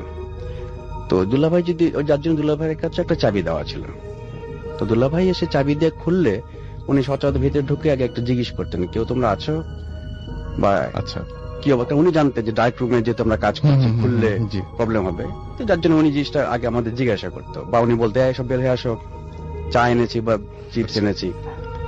যাই হোক, তো এটা আমাদের একটা সুন্দর রুটিন ছিল এবং সবাই আমরা জানতাম। তো ঈদের পর যেহেতু কেউ নাই, আমি একাই কাজ করছিলাম, তা আমি সুন্দর নিজের মনে, আপন মনে আমি এক্সপোজ দিয়ে যাচ্ছি। রাত কটা হবে আমি ঠিক বলতে পারবো না, আমার ওটা খেয়ালও নাই, এবং আমার কাছে তখন ঘড়িও ছিল না। তো আমি স্পষ্ট বুঝতে পারলাম যে কেউ একজন আসলেন, মেন ডোর খুললেন, সে ভিতরে আসলেন এবং সরাসরি উনি চলে গেলেন ওয়াশরুমে গেলেন, ফ্লাশ করলেন, ট্যাপ ছাড়লেন, পানি পড়া শব্দ হলো এবং টয়লেট থেকে উনি বের হলেন, এবং জাস্ট 2-3টে স্টেপের আওয়াজ পেলাম, তারপর আর কোনো আওয়াজ নেই। আমি কিন্তু কাজ করেই যাচ্ছি। হঠাৎ কিছুক্ষণ পর আমার মাথার মধ্যে একটা কাজ করলো যে একজন আসলো, টয়লেটে ঢুকলো, তারপর বের হওয়ার পর কিন্তু আর কোনো পায়ের আওয়াজ পেলাম না। তাহলে সে কি হাওয়া হয়ে গেল? আমার মনে মনে চিন্তা করলাম, দুল্লা ভাই বোধহয় একটু মজা করার জন্য হয়তো আমার ঠিক ডাইরেক্ট রুমের পিছনে দরজাকে দাঁড়িয়ে আছে হয়তো বা। আবার চিন্তাম, না, দুল্লা ভাই তো এরকম কখনো করেন না। আমি চিন্তাটা বাদ দিয়ে আমি আমার কাজ করেই যাচ্ছি, কিন্তু আমার সিক্স সেন্স কিন্তু ওখানে অলওয়েজ আমাকে নক করছে যে আওয়াজটা কিন্তু আমি আর পাইনি, বের হয়ে এসছে, এটুকু আমি বুঝতে পারলাম। কিন্তু তারপরে কিন্তু আর কোন সাউন্ড পেলাম না যে সে বের হয়ে চলে গেল, না ওখানে অন্যদিকে গেল, জাস্ট 3-4টে স্টেপ, আর কোনো সাউন্ড নেই। আমি কাজ করছি ঠিকই, কিন্তু আমার মাথা কিন্তু কাজ করছে ওই দিকে যে কি আসলো, কি হলো, আমি ঠিক করতে পারছি না। তারপরে একটু পর আমার ডাইরেক্ট রুমের মধ্যেই বেশ খুটখাট টুকটাক আওয়াজ পাচ্ছি। আচ্ছা, যে আওয়াজগুলো কখনোই হয় নাই, বা আমার মানে আমি যে কদিন কাজ করেছিলাম আওয়াজ কোনো পাইনি। তার চেয়েও যেটা আমার কাছে বেশি আতঙ্কিত হয়ে গেলাম, আমি স্পষ্ট বুঝতে পারছি যে রুমের মধ্যে কেউ একজন আছে। এটা আপনি একদম নিশ্চিত? আমি একদম নিশ্চিত, কারণ এই যেখানে আমরা কয়েকজন বসে আছি, এটা তখন অনুভব করা যায়। আপনি লাইট নিভিয়ে দেন, মানুষ না থাকলে একটা যদি অন্য কিছু দুর্বল বোঝা যায়, কিন্তু একজন যে কেউ এই রুমের মধ্যে আছে এটা কিন্তু আমি স্পষ্ট বুঝতে পারছি। তার ফলে আমি আরো একটু ভয় পেয়ে গেলাম যে আমি যখন ঢুকেছি তার আগে থেকে কি ওখানে ছিল না পরে ঢুকলো, কেন আমি তো জানি যে আমি ভিতরে ঢুকেছি, আলো জ্বালিয়েছি, তারপর তো সব প্রিপারেশন নিয়ে তো কাজ শুরু করি, তখন কাউকে দেখিনি। কিন্তু একজন যে ভিতরে কোন একজন আছে এটা আমি স্পষ্ট অনুভব করতে পারছি। প্লাস ওই যে একজন আসলো, টয়লেটে বের হয়ে গেল, তার সাউন্ড পাচ্ছি না। এই দুটো জিনিস আমাকে আরো একটু ভাবিয়ে তুললো যে কাহিনীটা কি বুঝতে পারছি না। আমি কাজ করছি যে আমি আমার জাস্ট মাইন্ডটাকে আমি এদিকে নিয়ে আসার চেষ্টা করছি যে ওটা হয়তো আমার শোনার ভুল, বা কিন্তু তারপরও আমার ভিতরে কিন্তু ওইটা বারবার নক করছে যে স্বাভাবিক, যে কে যেন একজন বের হয়েছে, কিন্তু তার আমি আওয়াজটা পাইনি। যাই হোক, তার কিছুক্ষণ পরে আরেকটা যে ঘর আছে পাশে, যেখানে আমাদের অনেক কিছু কাগজপত্র, হ্যান ত্যান ফাইলপত্র থাকে, ওই ঘরের মধ্যে একটা আওয়াজ হচ্ছে চেয়ার টানার, টেবিল টানার, তারপর ধূপ ধাপ। তার মানে চোর আসলো নাকি? স্বাভাবিক, হ্যাঁ, এরকম তো ওরা চিন্তা আসলে মাথায় তো আসাটা খুবই স্বাভাবিক। কি নিবে আমার এখান থেকে? একদম। এমন তো দামি কোনো জিনিসপত্র না, আমাদের কিছু কাগজপত্র, ফাইলপত্র এগুলো মানে তখন আছে। নানান রকমের জিনিস আপনার মাথার মধ্যে খুব কাজ মানে- খাচ্ছে। আর এই জিনিসটা তো আমার কাছে কখনো হয়নি। হুম, হঠাৎ সেটাই সেটাই যার জন্য আমি একটু মানে বেশ একটু ঘাবড়ে গেছে। ঘাবড়ে গেছে, আতঙ্কিত। আর আরেকটা ব্যাপার তখন আমি পাশাপাশি খেয়াল করলাম, এটা একটু বলে রাখি, যে আমাদের বাসার ভিতরে একটা আম গাছ আছে একটা, এবং সেটা কিন্তু আমি যেটাকে আমাদের ওই ডার্ক রুম, কিচেন রুম যেটা আর কি, ওটার পাশে। আচ্ছা, এবং তখন মনে হচ্ছে যে একটা মানে ঝড় হচ্ছে, মানে গাছটাও বেশ ঝড়ের একটা গাছের একটা আওয়াজ হয় কিন্তু বাতাসে। হ্যাঁ, অবশ্যই অবশ্যই হয়। তো এটা মনে হচ্ছে যে একটু ঝড়ও হচ্ছে, কিন্তু বাস্তবিক হচ্ছে আমি কিন্তু বুঝতে পারছি না। জি।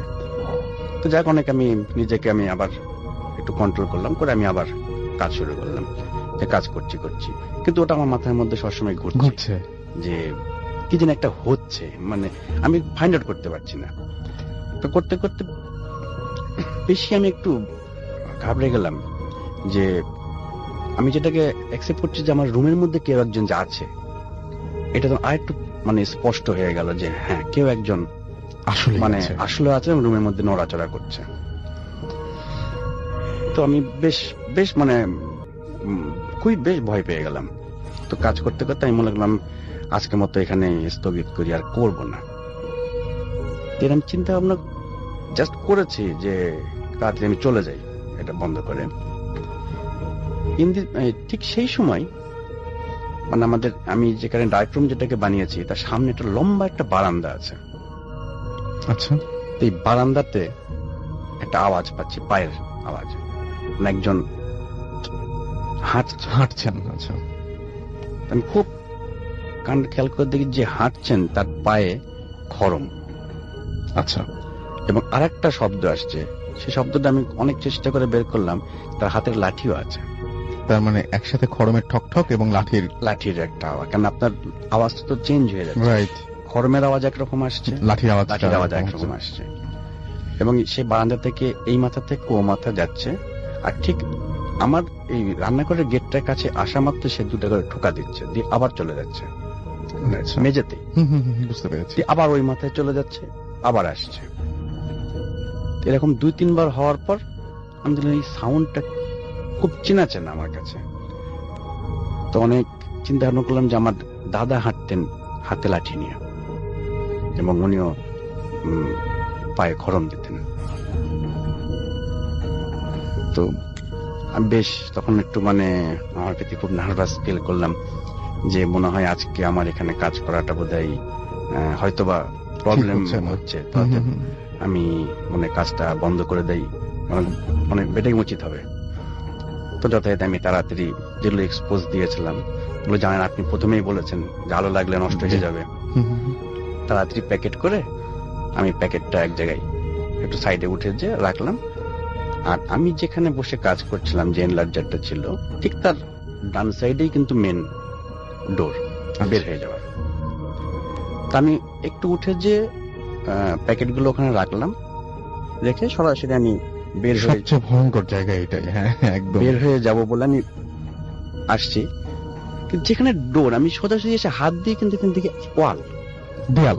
জি, আমি আপনার নিজের বাসা, আপনি বড় হয়েছেন, এবং বড় হয়েছে, এবং আমার তো মুখস্থ যে আমি এই যে বসে আছি, আপনি এই যে স্টুডিও, আপনার তো জানা আছে, আমি লাইট অফ করলে আপনি কিন্তু জানবেন যে আপনার ডোরটা কোন, আপনি কোন দিকে বসে আছেন, আপনার ডোর কোন সাইডে। আমি হয়তো নতুন আসলে আমি হয়তো না জানতে, কিন্তু জন্ম থেকে মানে বেড়ে উঠছেন আপনি ধীরে ধীরে, সেখানে তো কোনো ভুল হওয়ার কোনো প্রশ্নই না। আমি কি উল্টা দিকে আসলাম, তাহলে অপোজিটে হয়তো ভুল করে ফেলেছি আমি আতঙ্কে। অপোজিট ওইভাবে চিন্তা করে আমি আবার ঠিক আগিয়ে গেলাম, হাত দিলাম, একই ব্যাপার, তাহলে ডোর কোন দিক গেল। আর আমি যে লাইট জ্বালাবো এটাও পারছি না, এই জন্যে যে ঠিক ওই ডোরটার পাশে লাইটের সুইচটা, তার মানে আপনার লাইট জ্বালাতে হলেও আগে দরজাটা খুঁজে বের করতে হবে, কারণ দরজাটা না পেলে আমি তো লাইটের সুইচটা পাচ্ছি না, তো আমি তো দরজাটাই পাচ্ছি না, লাইটের সুইচটা পাবো কি হবে, আমি তো পুরোপুরি দিক হারিয়ে ফেলে দিয়েছি। আমি আস্তে আস্তে আমি হাত দিয়ে যাচ্ছি, যে দেখি একসময় ডোরে তো আমার হাত পড়বেই, সেটাই আমি দিকেই হাত দিই শুধু দেবার, তখন তো আমি রীতিমতো মানে ঘামতে শুরু করলাম, যে আমি তো বোধহয় আটকে গেছি। আমি কিন্তু চিৎকার করলে তো কেউ শুনতে পাবে না। সেটাই আর তখন মোবাইলের যুগও না যে মোবাইল করে অনেক আমাকে আগে জানাবো। ঘটনা এটা, হ্যাঁ হ্যাঁ, হ্যাঁ। হ্যাঁ, মানে এত নার্ভাস হয়ে গেলাম এবং এত ভয় পেয়ে গেলাম যে আমি কি আদৌ এখান থেকে বের হতে পারবো, বা সারাটা রাত, রাত কটা বাজে, ভোর হতে কতক্ষণ বাকি, বা কতক্ষণ আমাকে এইভাবে বন্দি থাকতে হবে। হুম, হুম, হুম। তা আমি কি করি আমি আর মানে ইয়ে হয়ে গেলাম। এটার চাইতে তখন যেটা মানুষের হয় সচরাচর, এরকম সিচুয়েশন হয় কি আরো খারাপ খারাপ চিন্তাগুলো মানুষের মধ্যে বেশি আসে, হ্যাঁ একদম। ভয়ের আরেকটা কারণ হচ্ছে যে তখন আমার মনে মনে চিন্তা হচ্ছে, ইনকেস যদি এখন যদি কেউ পট করে দরজাটা খুলে সামনে দাঁড়ায় আর তার চেহারা যদি বিভৎস হয়ে থাকে হুম, হুম, বা হুম। ভয়ঙ্কর চেহারা হয়ে থাকে, তাহলে কি হবে? এটা আরো ভয় পেয়ে গেলাম। আমি কি করি, কিন্তু ঠিক সেই সময় আবার সেই ঘরের মধ্যে আওয়াজটা শুরু হয় এবং উপর থেকে মনে হয় কি জানি একটা খুলে পড়লো, আমার পাশ দিয়ে পড়ে গেল। তা আমি চিন্তা করলাম যে উপর থেকে যদি সিলিং থেকে কিছু পড়ে, যদি ভারী কিছু হয় আর আমার মাথায় যদি পড়ে, তা আমি তখন পড়ে থাকবো সেন্সলেসে। পরের দিন ছাড়া তো কেউ তো আমাকে মানে জানতে পারবে না। হুম, হুম, হুম। মানে রীতিমতো তখন সবগুলো ভয় এসে একত্রে, এদিকে জানের ভয়, ভূতের ভয়, যেটাই বলেন, মানে আমি মানে কিংকর্তব্য বিমূঢ়, আমি মানে কি বলবো, মানে দাঁড়িয়ে আছি চুপচাপ, যে কি করবো আমি বুঝে উঠতে পারছি না। তো চিন্তা করলাম, তাহলে হঠাৎ করে মাথায় ঢুকলো, আচ্ছা আমার ইনলার্জারের বডিটা খুলে আমি লাইটটা জ্বালাই, ইনলার্জারের ভিতরে হুম, লাইট হুম, আছে, সেটাই। তাতে আমি দেখতে পাবো। হয়তো আমার কিছু পেপার নষ্ট হয়ে যেতে পারে, কারণ আমার হ্যাঁ। জানাও নাই কতগুলো হুম, পেপার হুম। বের হয়ে করে রেখেছি বা কি ব্যাপার। আচ্ছা যেটা যাই যাক, আমি আগে জানটাকে বাঁচাই। যথাযথ আমি ইনলার্জারের কভার খুললাম, খুলে সুইচ দিলাম, বাল্ব জ্বলে না। বাল্ব জ্বলে না মানে কারেন্ট অফ হয়ে গেছে।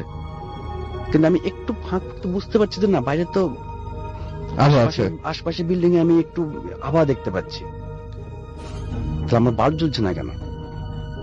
মানে যেটাকে বলা হয় কি আপনার ওই যে যেখানে বাঘের ভয় সেখানে রাত্রি হয়। ঠিক এমনি তো ভয় পাচ্ছি, তারপর আমার ইনলার্জারের বাল্ব জ্বলে না, তারপর আবার ডার্ক রুম, যেখানে ডার্ক রুম, এমনি অন্ধকার।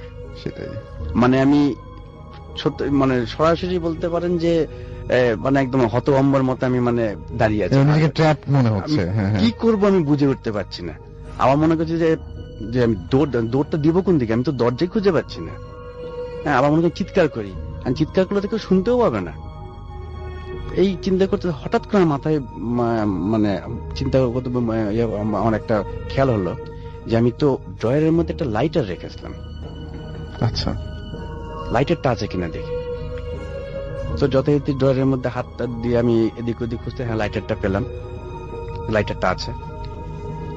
লাইটারটা জ্বালালাম, আমি তো নিজেই হতভম্ব, আমি একদম সরাসরি দরজার সামনাসামনি দাঁড়িয়ে আছি, অথচ এতক্ষণ পাচ্ছি দরজা খুঁজে পাচ্ছি না। আমি তো মানে নিজেকে নিজে বুঝতে পারছি না যে আমি কি উল্টা পাল্টা কিছু দেখছি না আসলে আমি উল্টা দেখেছিলাম। তারপর দেখি যে না, আমি একদম দরজার সামনাসামনি দাঁড়িয়ে আছি। যাক, আমি আস্তে দরজাটা আমি মানে খুব সাহস নিয়ে খুললাম, যে বাবা আল্লাহ আল্লাহ করছি যে খুলে যেন আমি কোনো কিছু দেখতে না পাই, যে কোনো বিভৎস কোনো কিছু বা কেউ দাঁড়িয়ে আছে বা কি বলতে পারেন। চোখটা বন্ধ করে খুব আস্তে দরজাটা আমি খুললাম। খোলার পর আমি বের হয়ে এসে দরজাটা আমি বাইরে থেকে ভিড়িয়ে দিলাম। দরজাটা ভেরানোর সাথে সাথে আমার চোখে একটা বাম দিক থেকে একটা আলো মতো কি একটা চোখে বাঁধলো, কি এটা। আমি আস্তে করে বাম দিকে মাথাটা ঘোরালাম, তো বারান্দাটা বেশ বড় আমাদের। আচ্ছা। এই বারান্দার একদম শেষ মাথায় আমরা যাকে বড় আম্মা বলি, মানে বড় চাচিমা, উনি একটা চেয়ারে লাল শাড়ি পরে বসে আছেন। উনি কি তখন জীবিত ছিলেন? না, উনি তো মারা গেছেন অনেক উনি আগে। অনেক আগে মারা গেছেন। আচ্ছা। উনি লাল শাড়ি পরে, আর বড় আম্মা খুব ফর্সা ছিলেন, হুম হুম। খুব ফর্সা, ঠিক ওই রকম অনেক ফর্সা। উনি একটা বসে আছেন চেয়ারে লাল শাড়ি পরে, আর আমার দাদা ঠিক পাঞ্জাবি পরে হাতে লাঠি নিয়ে ওনার পাশে, তার ওনার মাথাটা একটু নিচু করা দাঁড়িয়ে আছে। সব মিলে গেল তখন, এই যে খড়ম, তখন- লাঠি। তখন আমি বুঝতে পারলাম যে আমি যেটা শুনেছি আমি ভুল ভুল শুনিনি। শুনেননি। আপনার দাদাও তখন জীবিত নন? না, দাদা তো মারা গেছেন আরো বিদেশে, একটু আগে। সেটাই। আমি হতভম্বের মতো হা করে দেখে তাকিয়ে আছি। তো তারপর দেখলাম যে আমার বড় চাচিমা আস্তে হাতটা তুলে আমাকে এভাবে ইশারা করলো, ডাকছে মানে তার কাছে যাওয়ার জন্য। আমিও কিন্তু বোকার মতো ওনার দিকে হা করে আমি চেয়ে আছি যে আমি কোথায় আছি বা কি দেখছি, আমার কোনো মুহূর্তে মাথায় আমার কিছু কোনো নাই। সেন্স নেই। হঠাৎ মানে আমি নিজেকে কন্ট্রোল করলাম যে এখন আমার একটাই রাস্তা আছে, এখান থেকে দৌড় দিয়ে বের পালিয়ে হয়ে যাওয়ার। তো যথারীতি আমি দৌড় দিয়ে বের হয়ে এসেছি, কিন্তু মেন গেটের তো তালা দেওয়া, আমি- বাইরে থেকে তালা দেওয়া, তো আমি তো দরজাটা খুলতে পারছি না। চাবি নিয়ে ভিতর দিয়ে হাত দিয়ে যতই আমি তালা খোলার চেষ্টা করি, তখন তো নার্ভাস যেটা আরো, হ্যাঁ, হয়ে থাকে উল্টা পাল্টা। সেটাই। একসময় কি হলো, হাত থেকে আমার চাবিটা গেল পড়ে। আল্লাহ, আরো ভয়ের ব্যাপার, মানে আরো ভয়ের ব্যাপার। এখন চাবিটা আমি তুলতে যাচ্ছি, আর পিছনে আমার সবসময় মনে হচ্ছে কি পিছনে বুঝতে আমার এই বড় আমার দাদা বোধে আসছে। হ্যাঁ, মানে দেখেছেন আপনি ওখানে, মানে একদম দেখে মানে এখন এসেছেন। একবার পিছনে তাকাই, আর একবার এই করতে করতে চাবিটা যে আমি হাতে নিবো, নিয়ে তালাটা যে আমি খুলবো, এটাও আমি বারবার মিস করে ফেলছি। খালি মনে হচ্ছে এই যে বোধহয় পিছনে বোধহয় আসলো, এই বুঝি পিছনে আসলো। যে কোনো মতে আমি উঠে, মানে যে কোনো ভাবে হোক, হঠাৎ করে তালাটা খুলে গেল। আমি তালাটা খুলে ওইভাবে দরজাটা খুলে রেখে আমি দৌড় উপরে। জি। তো দৌড় আমি কিছু আর বলিনি, দেরা তো ঘুমাচ্ছিল, আমি চুপচাপ শুয়ে পড়লাম। সকালে উঠলাম, ওঠার পর উঠেই আমার ফার্স্টে আমার মাথায় ঢুকলো যে কালকে রাতে কি কি ঘটেছে। তো সবচেয়ে মজার ব্যাপার হচ্ছে যে আমি এটাও আমার মনে আছে যে আমি বের হয়ে আসার পর আমি কিন্তু দরজা লক করি, তালা দিইনি। আমি তালা এবং চাবি দুটো নিয়েই কিন্তু আমি উপরে উঠে এসেছি। তা আমি মনে করছিলাম এবার যে নিচে একটু দেখে আসি কি অবস্থা, বা রাতের বেলা কেন লাইট জ্বললো না, বা আমার কার্ড পেপার গুলো কি হলো, এটা দেখার জন্য আমি ফ্রিজের উপরে রেখেছিলাম তালার চাবিটা। আমি যে দেখি চাবি আছে কিন্তু তালাটা নাই। আমি চিন্তা করলাম আমি যে তালা দিয়ে আসলাম না তালা সহকারে নিয়ে এসেছি। আমার এটা মনে স্পষ্ট মনে হয় তালা আমি টিপিনি, তালা চাবি সহকারে আমি উপরে চলে এসেছি। আমি যাক হাতে চাবিটা নিয়ে আমি নিচে নেমে গেলাম, যে দেখি আবার কেটে কিন্তু তালাটা দেওয়া আছে। তা মনে করলাম হয়তো আমি হয়তো লাগিয়েছি, আমার অত খেয়াল নেই। আমি তালা খুললাম, খুলে ভিতরে গেলাম। যাওয়ার পর তখন চিন্তা করলাম যে এই বারান্দার শেষ মাথাতেই বড় আম্মা বসছিলেন। তা আমি আস্তে উকি দিয়ে একটু তাকালাম, দেখি এখনো বসে আছেন কিনা। ভয় ভয় নিয়ে তাকালাম যে এখনো বসে আছেন কিনা দেখি। সেটাই। তো দেখি না, উনি নাই। কিন্তু অবাক কাণ্ড যেটা পরে আমার মনে পড়েছে, এবং ওখানে আমি যে বাস্তবে যেটা দেখলাম, বড়মা যেখানে বসেছিলেন তার সামনে আমাদের একটা ডাইনিং টেবিল রাখা ছিল। আচ্ছা। ওটা আমার ভাইয়ের ডাইনিং টেবিল ছিল, ওখানে আপাতত রেখেছিলেন, এবং 6টা চেয়ারও দেওয়া ছিল। ওই আমার কর্মীরা ওই টেবিলে বসতে, ওই চেয়ার গুলো বসতে কাজ করতেন। আর সামনে আরেকটা ছোট টেবিল ছিল, ওখানে ওরা বসে থাকতো। কিন্তু আমি যখন রাতে দেখেছিলাম তখন ওই টেবিলও দেখিনি, ছোট টেবিলটাও দেখিনি, কারণ সম্পূর্ণ ছিল ফাঁকা। ওনারা বসেছিলেন একদম শেষ মাথায়। কিন্তু এখন যে দেখি কি টেবিলের জায়গাতেই আছে, ওই ছোট টেবিলটাও ওখানে আছে। তারপরে আমি আমার ডাইরেক্ট রুমে ঢুকলাম, দেখে হ্যাঁ রাতে আমি যা যা করেছি যে সব ঠিকঠাক আছে। ওইভাবেই আছে, ওইভাবে আমি মানে হাফ ডান অবস্থায় ছিল। তারপরে আমি টয়লেটও আবার একটু খুললাম, খুলে দেখলাম টয়লেটও পানির আমি এগুলো দেখেছি যখন পানি পড়েছে।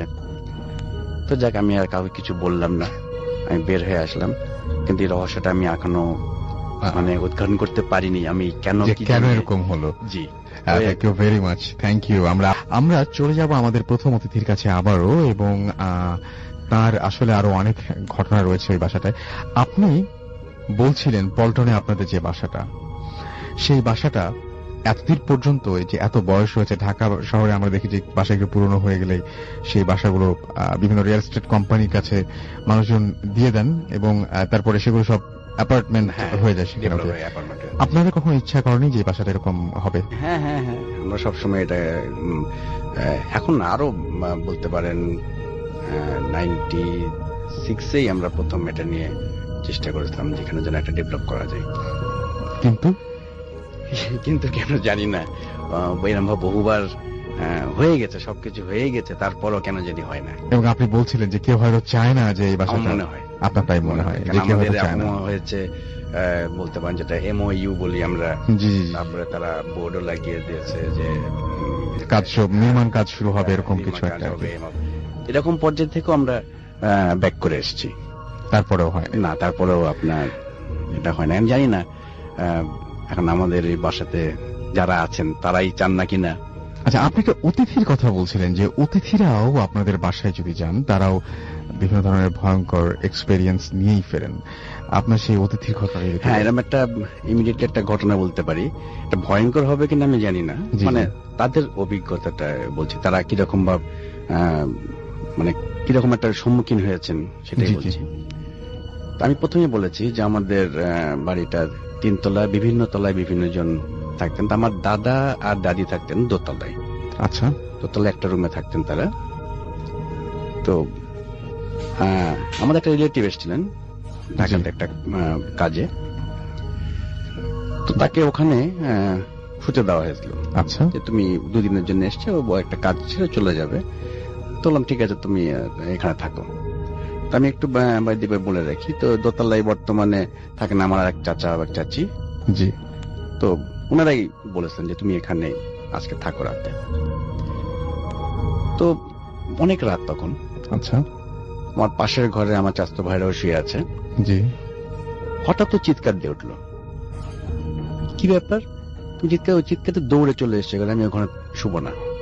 আচ্ছা, কি কারণ? তো বলে যে আমার ঠিক ঘুম আসেনি, আমি একটু এদিক ওদিক ফিরছি, কারণ স্বভাবতই নতুন একটা জায়গা চেঞ্জ হয়েছে হয়তোবা।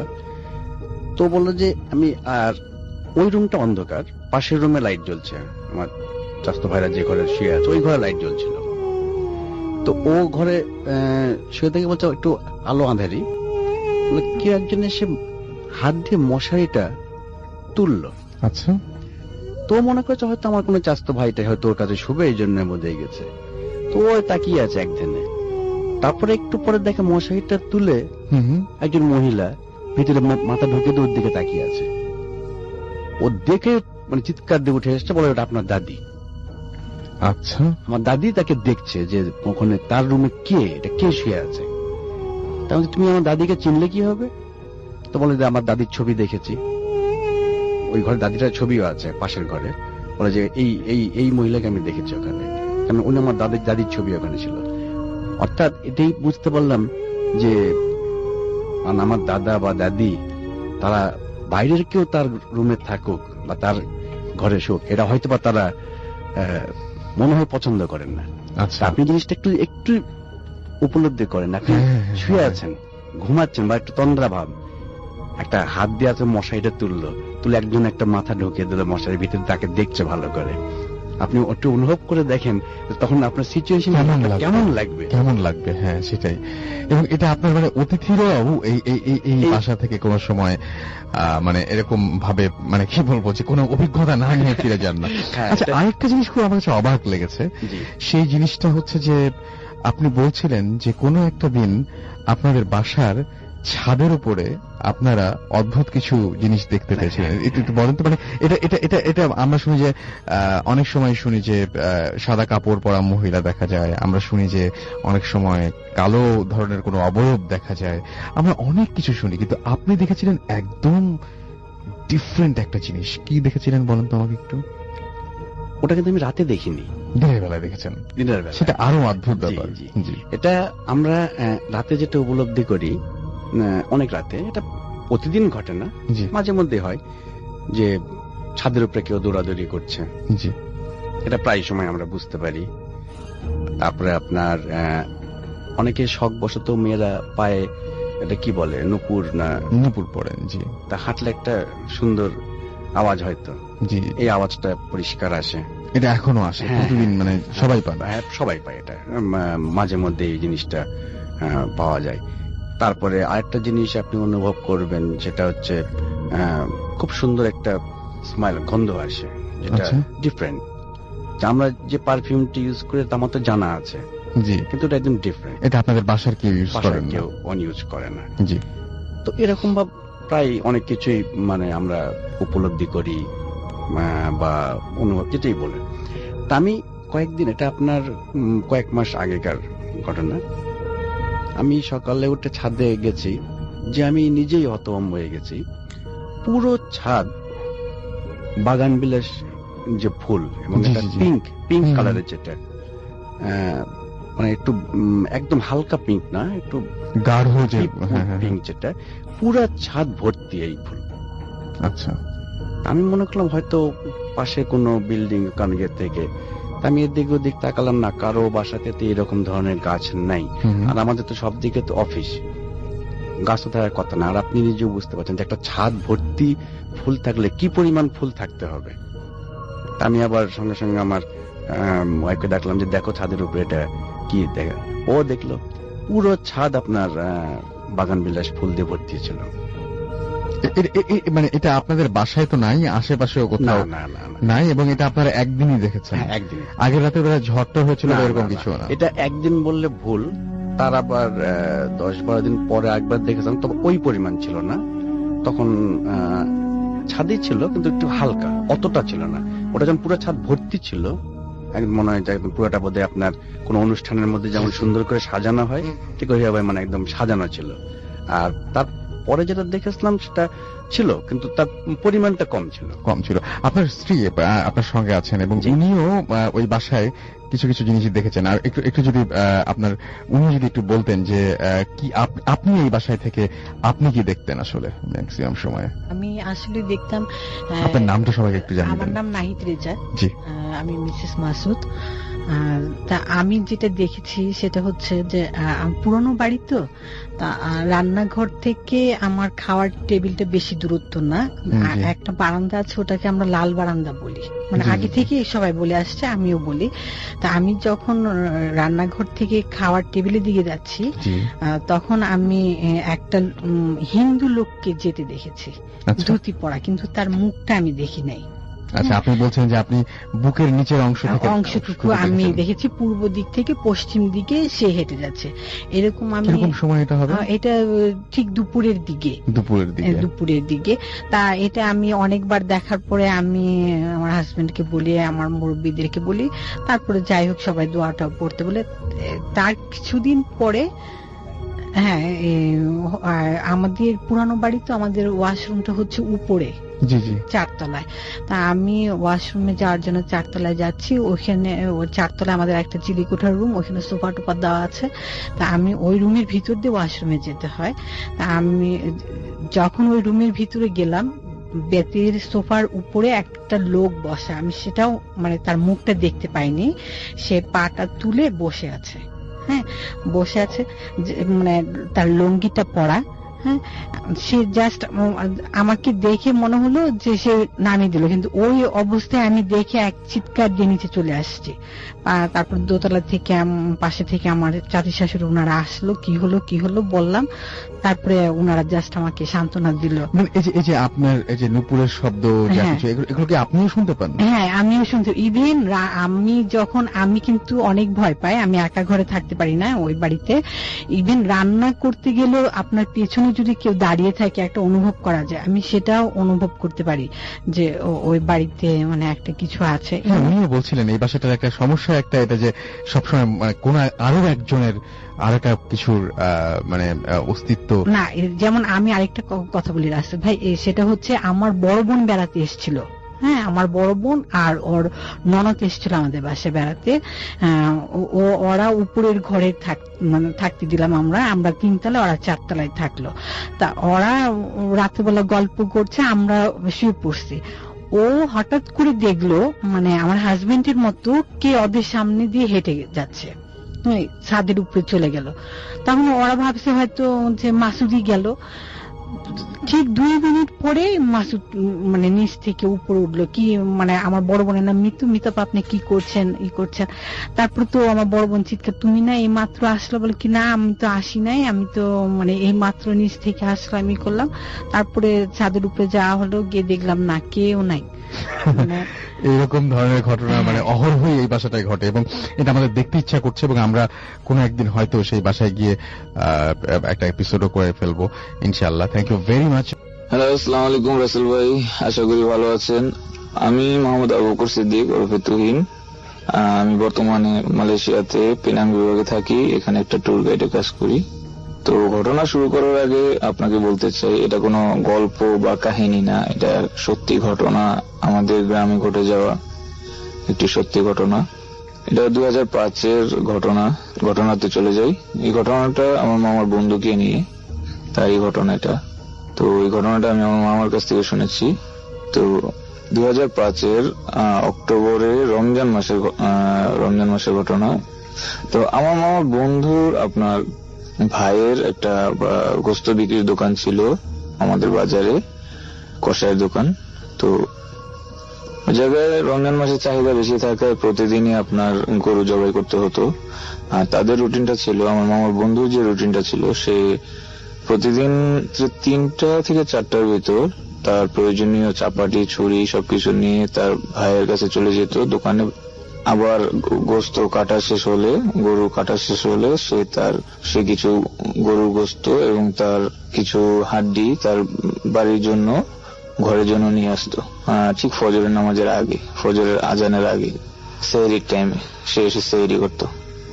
তো যাই হোক, সে একদিন ভোরবেলা ঠিক ফজরের আগে সে গোস্ত নিয়ে আসছে। তো সে যে রাস্তা দিয়ে তাদের বাড়িতে যেত, রাস্তাটা এরকম ছিল, দুপাশে 2টো পুকুর এবং রাস্তার মাথায় আপনার একটা চালতা গাছ, এবং ওই রাস্তাটা ছিল 3টা রাস্তা মাথায়, 3টা রাস্তা 3 দিকে চলে গেছে। তো একদিন যাওয়ার সময় সে দেখতে পেলো ঠিক ওই রাস্তাটার ঠিক মাথায় একটা কুকুর।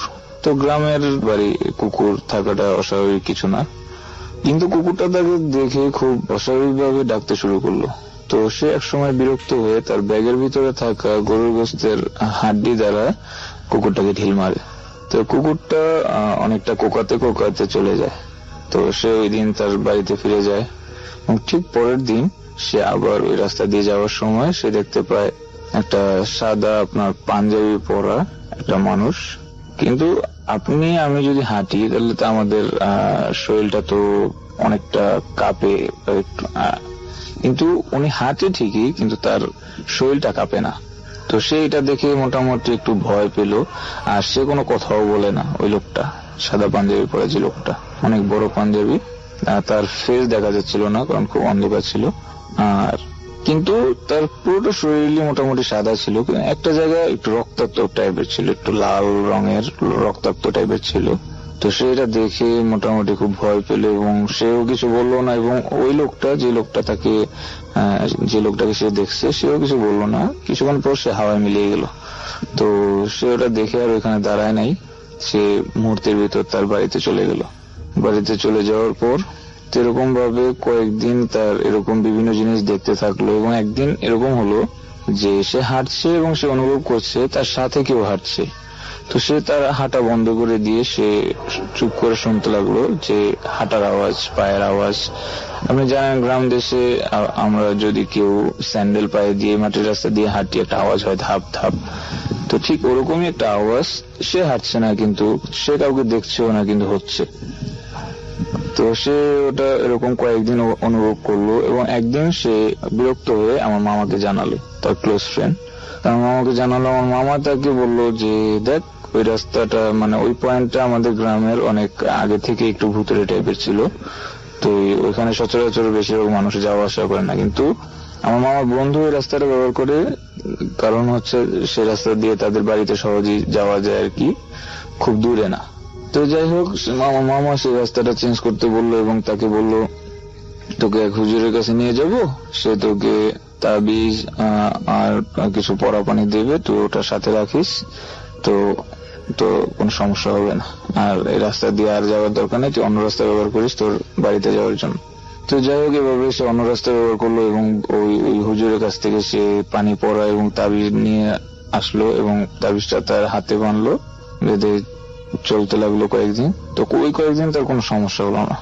তো একদিন ওই সময় ঠিক 22 রমজানের সময় সে রাস্তা দিয়ে হাঁটছে। তো ওই রাতটা ছিল মোটামুটি অন্ধকার, খুবই অন্ধকার। পাশাপাশিও যদি কেউ দাঁড়ায় তাহলে দেখাটা, আর সে ওই সময় গ্রামের ছেলে, সে লাইটও বেশি একটা ব্যবহার করতো না, অন্ধকার দিয়ে হাঁটতো, তার কোনো সমস্যা হতো না। যাই হোক, তো ওই রাস্তা দিয়ে পরে যে চেঞ্জ করার পর যে রাস্তা সে ব্যবহার করতো, ওই রাস্তাটা ব্যবহার করতে করতে সে হঠাৎ অনুভব করলো সে যে রাস্তাটা এখন বর্তমানে ব্যবহার করে ওই রাস্তা দিয়ে সে যাচ্ছে না, সে আগে যে রাস্তাটা ব্যবহার করতো সে ওই রাস্তাটার ভিতর।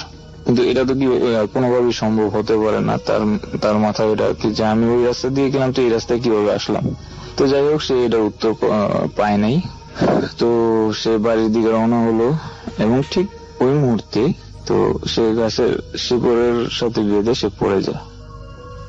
তো পড়ে যাওয়ার পর ঠিক ওই মুহূর্তে অন্য একটা কিছু হতে পারে, মানুষ হতে পারে, এটা আমরা কেউই জানি না, কিন্তু তার মাজার উপর পড়ে, খুব জোরে পড়ে এবং সে খুব ব্যথা পায়। সে এরকমই ব্যথা পায় যে তার বাড়ি অবধি সে আর যেতে পারে না। সে অনেক অনেক কষ্ট করে হামাগুড়ি দিতে দিতে বাড়ির পাশাপাশি যায় এবং ডাকাডাকি শুরু করে যে মা বাঁচাও, মা বাঁচাও। তো যাই হোক, সবাই এসে তাকে ধরাধরি করে আপনার উঠায় এবং বলে কি হয়েছে। তো সে আসলে এই ঘটনা বলার মতো অবস্থায় ছিল না, তার খুবই আপনার শারীরিক অবস্থা খারাপ হয়ে যায়। তাকে নিয়ে সবাই হসপিটাল নিয়ে যায়, কিছুদিন সে হসপিটালে থাকে এবং তারপর বাড়িতে নিয়ে আসে। তো হসপিটালের টেস্টে যেটা ধরা পড়ে, তার যে জায়গায় আঘাত পাইছে ঠিক সেই জায়গার বেশিরভাগ হাড্ডিগুলো আপনার ভাঙিয়া গেছে, গুঁড়া গুঁড়া হয়ে গেছে, এরকমই ডাক্তার বলে আর কি।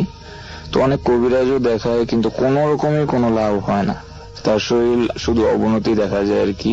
কিন্তু একটা মুহূর্তে তার শরীর ফেটে কালো রক্ত বাইর হওয়া শুরু করে। তো তার শরীরের কন্ডিশন খুবই খারাপ হতে থাকে। তো কিছুদিন সে স্ট্রাগল করে পরে সে 28 রমজানের সময় সে মারা যায়। এবং মারা যাওয়ার আগে এই ঘটনাটা আপনার তার বন্ধু, ক্লোজ ফ্রেন্ড আমার মামা এবং তার কিছু আত্মীয় স্বজনকে সে বলে যায়। আর আসলে এই ঘটনার ব্যাখ্যা কেউই দিতে পারেনি, কোনো কবিরাজও দিতে পারেনি। যে কবিরাজ দ্বারা সে দেখাইছিল, সে কবিরাজ বলছিল এটা জিনের কাজ। তো আসলে আমরাও জানি না আসলে এটা কিসের কাজ আর কি জন্যই এরকম হলো। মানুষ জিনকে বিশ্বাস করুক আর না করুক, কিন্তু জিন আমাদের আশেপাশে আছে, সব জায়গায় আছে। তো অবহেলা বা এর সাথে বেয়াদবি, রাস্তাঘাটে চলার সময় বা কোনো কিছুর সাথে আপনার বেয়াদবি করাটা আসলে খুবই খারাপ। এতে তার ক্ষতির থেকেও বড় ক্ষতি হয়ে যেতে পারে। অনেক সময় মানুষ চিন্তাই করতে পারে না। ওকে, আপনি ভালো থাকবেন। আজকের জন্য এই পর্যন্তই। আল্লাহ হাফেজ। আমরা চলে যাব সরাসরি তার কাছে, এবং আপনার নামটা প্লিজ একটু বলবেন এবং আপনি কোথা থেকে এসেছেন যদি একটু বলতেন সবাইকে। হ্যালো লিসেনার, আমি মোহাম্মদ সজীব, আমি কুমিল্লা হুমনা থেকে এসেছি এন্ড আমি বর্তমানে ইস্টার্ন ইউনিভার্সিটি ইংলিশ অনার্স করতেছি। ওকে, আমরা চলে যাই আপনার ঘটনাটা কোথায় ঘটেছিল এবং কার সাথে ঘটেছিল? জি, ঘটনাটা হচ্ছে 2004-এর ঘটনা। আচ্ছা, ওই বছরই আমরা আমাদের গ্রামের বাড়ি মিরশিগিরি থেকে আমাদের হুমনা পপারে চলে আসি। আচ্ছা, আমি এখন ডিরেক্টলি আপনার ঘটনাতে চলে যাচ্ছি। জি প্লিজ। সময় হচ্ছে আপনার প্রায় সন্ধ্যা 10টা থেকে 10:30টার মতো। জি। তখন আমি এবং আমার ভাইয়া পড়াশোনা শেষ করে খাবারের জন্য বসলাম। হঠাৎ করে বাইরে থেকে বড় মামা এসে ডাকতেছে যে সজীব আসো বা রাজীব আসো বাসায়। তখন আমরা বললাম জি আছি, আমরা তো খাওয়া দাওয়া করতেছি, আসেন। তো মামা বললো না, আমি তো কুমিল্লা থেকে ট্রেনিং করে আসছি, অনেক রাত্র হয়ে গেছে, তোমরা দুই ভাই চলো আমার সাথে চলো, রাস্তাটা তো তেমন একটু ভালো না, আমাকে নিয়ে যাও। তো যাক, আমরা খাবার দাবার শেষ করে একটা লাইট নিয়ে বের হলাম। জি। তো আমি একটু বর্ণনা দিতে চাচ্ছি ডিস্টেন্সটা, বা অথবা আমাদের হোমনা পৌরসভা থেকে বাইরখোলা গ্রামের ডিস্টেন্সটা আমি একটু বর্ণনা দিতে চাচ্ছি। এই রাস্তাটা হচ্ছে বর্তমানে 10 থেকে 15 মিনিট লাগবে যদি হেঁটে যাই, একদম সোজা, বর্তমানে সোজা। কিন্তু 2004-এ এটা এত সোজা ছিল না। তখন আমরা গ্রামের ভিতর দিয়ে, হরিপুর নামে একটা গ্রাম ছিল, মাঝের গ্রামটা, গ্রামের ভিতর দিয়ে তারপর একটা গুদারা পের হয়ে তারপর বাইরখোলা গ্রামে যেতে হতো। কিন্তু এটা খুব কষ্টসাধ্য ছিল, বিশেষ করে বর্ষাকালে। আচ্ছা। আর আমার ঘটনাটা হচ্ছে বর্ষাকালেই। যাক, আমি ডাইরেক্ট এখন ঘটনা চলে যাচ্ছি। আমরা যখন বের হলাম, বের হওয়ার পর আমাদের পৌরসভা থেকে 4 থেকে 5 মিনিট হাঁটার পর একটা ব্রিজ পড়ে। এই ব্রিজে আমরা এখন আটাটাটা দেই, বা অনেকেই আটাটাটা দেয়। সো ওই ব্রিজটা সবারই চিনে আমার এলাকার। তো আমরা যখন ব্রিজটাতে যাই, যাবার পরপরই হঠাৎ করে 3 থেকে 4টা বিড়াল আমাদেরকে ফলো করতেছে। তো আমি আবার একটু অবাক হয়ে যাই যে এখানে বিড়াল আসবে কোত্থেকে। আর দুদিকে হচ্ছে পানিটা হচ্ছে আপনার রাস্তায় উঠে যাবে এরকম ভাব। দুদিকে পানি, আর সামনের দিকে তো আমরা দেখি না কোনো কিছু, কিন্তু পিছন থেকে হঠাৎ করে বিড়াল, বা অথবা ব্রিজটাতে আসার পরপরই বিড়ালগুলো, এটা আসলে একটু ভয়ঙ্কর ব্যাপার। বিশেষ করে আমি অনেক ভয় পেয়ে গেছিলাম। তো মামাকে বলতেছি যে মামা, এখানে হঠাৎ করে বিড়াল আসলে কোত্থেকে?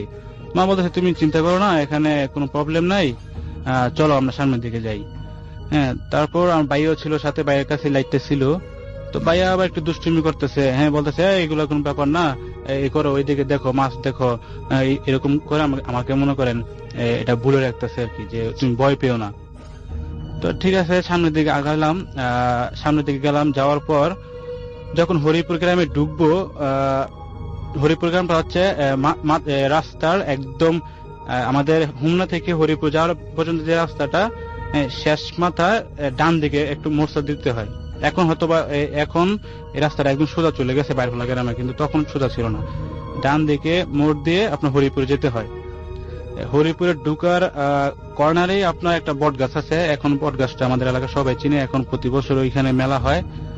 হ্যাঁ, তো আমরা বট গাছটার কাছাকাছি যাওয়ার সাথে সাথেই আপনার না সরি একটু কথা ভুলে গেছি, যে আমরা যাওয়ার আগে আমাদের না ঠিক আছে, আমরা বট গাছটার কাছাকাছি যখন যাই, যাওয়ার পরে দেখি যে বট গাছটার মধ্যে এক ধরনের তুফানের মতন, হ্যাঁ, বট গাছটা নড়তেছে। আমরা তো তখন আরো ভয় পেয়ে যাই যে ব্যাপার কি, এখানে বট গাছ আশেপাশে কোথাও কোনো বাতাস নেই বা কোনো কিছু নেই, হ্যাঁ, কিন্তু এখানে এত তুফান বা এরকম বাতাস করতে আসবে। তো তখন মামাও ভয় পেয়ে যায়, মামা চুরাটার পথে থাকে, ভাইয়াও তখন হালকা একটু ভয় পায়। তারপরে ও দুষ্টুমি করতেছে যে এগুলো ব্যাপার না কোনো না, হ্যাঁ, আমাকে বলতেছে যে তুমি ভয় পেও না। যাক, হঠাৎ করে একটা ডাল ভেঙে পড়ে আমাদের সামনে, একটা ডাল ভেঙে পড়ে। তখন তো ব্যাপারটা আরো ভয়ঙ্কর হয়ে যায় যে কি হইতেছে আমাদের সাথে, হ্যাঁ, এখন কি করা যায়। পিছনের দিক যাওয়া সম্ভব না, যে পিছনে আমরা এগুলো দেখে আসলাম বিড়ালগুলা, বা সামনে কিভাবে যাই, সামনে তো ডালটা পড়ে গেল। মামা বলতেছে যে না, এটা উপর দিয়ে যাওয়াটা রিস্কি হবে। তো রাস্তার সাইডে আবার এক হাত জায়গা ছিল যে যাওয়ার মতো, আমরা যদি ওই সাইড দিয়ে যাই তাহলে গাছটার উপর দিয়ে যেতে হবে না। তো আমরা ওই সাইড দিয়ে দোয়াটা পড়তে পড়তে গেলাম। যাওয়ার পর গাছটাকে ওভারটেক করলাম, করার পর একটু সামনে গিয়ে পিছনের দিক তাকাই দেখে যে না, গাছটা স্টপ ঠিক আছে, ওইখানে কোনো প্রবলেম হয় নাই, গাছে কোনো বাতাস নেই। তারপর যাক, আমরা গ্রামে ঢুকলাম। ঢুকার পর ভাই আবার বলতেছে মামাকে যে মামা, আমরা তো যেহেতু প্রবলেম ফেস করতেছি, আমরা গ্রাম থেকে 2-1 ডাক দিই। আচ্ছা, তখন মামা বলে না সমস্যা না, আমরা তো এসে পড়ছি, আমরা তো গুদারে পেয়ে হইলে চলে যাব। তখন আর কাউকে ডাক দেওয়া হলো না। তো আমরা গেলাম গুদারের কাছাকাছি, গিয়ে দেখে গুদারা নাই। আর যিনি গুদারা চালান উনি হচ্ছে আমাদের মামাই হয় সম্পর্কে, ওনার নাম হচ্ছে আগুইন্যা। ওনাকে আগুইন্যা নামে অনেকে চিনে এলাকায়। হ্যাঁ, ওনার হয়তো আসল নামটা আমার জানা নেই বা কারোই জানা নেই। যাক, তো আমরা আগুইন্যা মামার কাছে গেলাম, বললাম, মামা ডাকলো যে ভাই তুমি আসো বাসায়?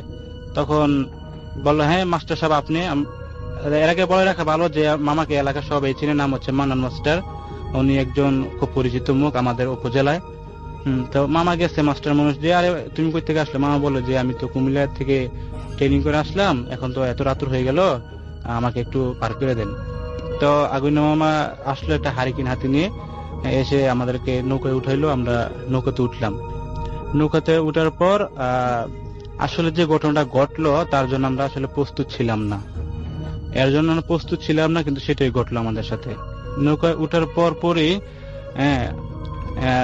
এই বিড়ালগুলো ইতিমধ্যে আর আমরা দেখতে পাচ্ছি না, যে বিড়ালগুলো ছিল আমরা দেখতে পাচ্ছি না। আর একটা কথা আমি ভুলে গেছি যে আমাদেরকে তখন 15 থেকে 20টা বিড়াল অ্যাটাক করছে আমরা যখন বটগাছটা ওভারটেক করি তখন। হ্যাঁ, তখন বটগাছটা আপনার তুফান বা বটগাছটা থেমে গেছে, স্ট্রিমিংটা থেমে গেছে, কিন্তু 15 থেকে 20টা বিড়াল আমাদের ফলো করছিল।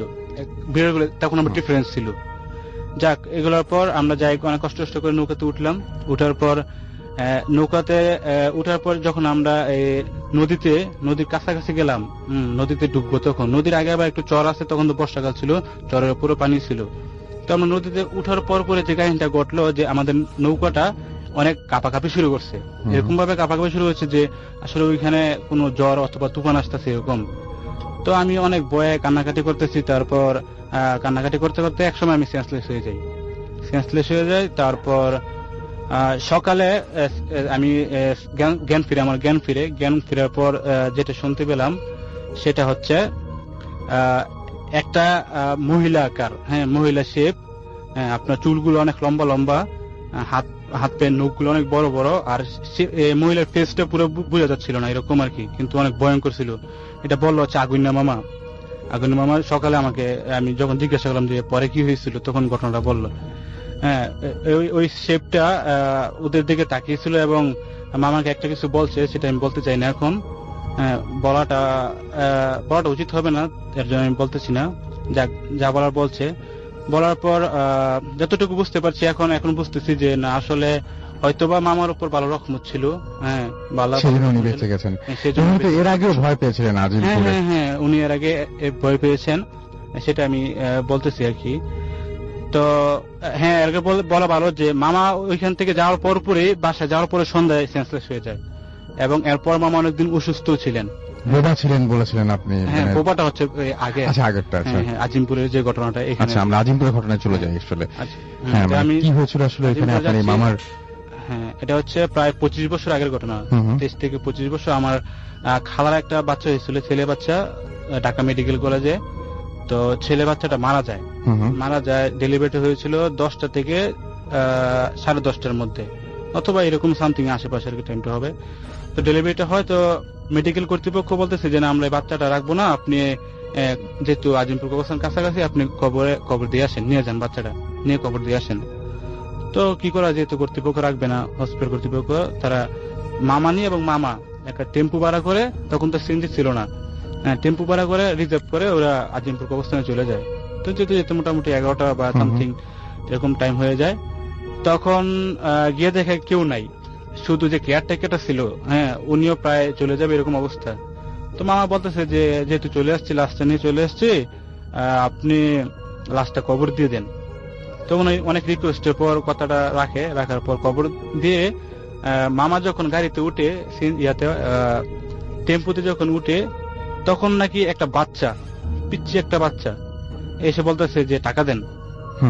এটা তো অদ্ভুত ব্যাপার যে এরকম সময় এখান থেকে বাচ্চা, আশেপাশে কোনো লোক নেই, কোনো মহিলা নেই বা ওর গার্ডিয়ান কেউ নেই, এসে বলতেছে টাকা দেন। তো স্বাভাবিক একটু অন্য ধরনের ব্যাপার। মামা একটু ভয় পেয়ে যায়। তো মামা দিচ্ছে টাকা, যেহেতু চাচ্ছি দিই, ওরা বুঝতে পারছে যে এখানে কোনো কিছু রং আছে। তো টাকা দেওয়ার পর সাথে সাথে আরেকজন এসে বলতেছে যে টাকা দেন। তো ওরও দেওয়া হয়েছে টাকা, সাথে সাথে আরেকজন এসে বলতেছে টাকা দেন। এরকম করতে পারতে অনেকগুলো আসলে হয়ে গেছে। কতজনকে টাকা দিবে আর কত টাকায় বা পকেটে আছে। হ্যাঁ, তখন এই পর্যায়ে এই কাহিনী দেখে আপনার যে কেয়ারটেকার চলে গেছে দৌড়ে, ভয় পেয়ে নাকি? হ্যাঁ, ভয় পেয়ে চলে গেছে। আর মামানি সেন্সলেস হয়ে গেছে। আচ্ছা, মামানি সেন্সলেস হয়ে গেছে। অত রাত্রে তো এত বাচ্চার আসার কথা না, এত রাত্রে বা কবরস্থান আশেপাশে কোনো গার্ডিয়ান না, খুঁজতে যায়। তো মামা অবশ্য বুঝতে পারছে যে এখানে কোনো কিছু রং আছে। তো এখন আর কি করে, এখন তো এগুলো অ্যাট্রাক্ট করে মামাকে, আপনার এই বউকে, আপনার মনে করেন আশ্রিটা ডাইভার যে ছিল, আশ্রিটা মামানি সেন্সলেস হয়ে গেছে, আর ওদেরকে আশ্রিটা একদম সিরিয়াস অবস্থা করে বলছে। তো ওরা ওইখানে সেন্সলেস হয়ে, মামা ওইখানে সেন্সলেস হয়ে গেছিল। পরবর্তীতে নাকি সকালে আপনার মনে করেন কিছু লোক দেখতে পায় রাস্তার ধারে, তারপর ওদেরকে নিয়ে ঢাকা মেডিকেল কলেজে। কি হয়েছিল? টেম্পু হলো আপনার একই অবস্থা, মানে সেন্সলেস অবস্থায়, আসর টাচর, এখানে রক্ত নাকি ওই বাচ্চাগুলো আক্রমণ করেছিল, আসলে বাচ্চাগুলো আক্রমণ করেছিল। এবং এরা কারা কিচ্ছু জানা যায় না এখানে বাচ্চা। আর ঘটনা যেটা আমি একটু বলতে চাচ্ছি যে মামা পরবর্তীতে আপনার প্রায় 1 থেকে 1.5 মাস বোবা ছিলেন। এই ঘটনার পর থেকে কথা বন্ধ হয়ে গেছে, কথা একদম বন্ধ, কোনো কিছুই করতেন না, চুপ থাকতেন। পরবর্তীতে আমার নানার একজন পীর বাবা ছিলেন, খুব কামেল। তো উনি ঝাড়ফুঁক করে, উনি খুব কামেল লোক, যেহেতু ধার্মিক লোক, ঝাড়ফুঁক করে তারপরে প্রবলেমটা সলভ করেন তাকে শেষ পর্যন্ত। অনেক ধন্যবাদ আপনাকে। ডিয়ার লিসেনার, প্রতিনিয়ত এই ধরনের বাছাই করা ভয়ানক ঘটনাগুলো শুনতে অবশ্যই এই চ্যানেলটি সাবস্ক্রাইব করে নেবেন।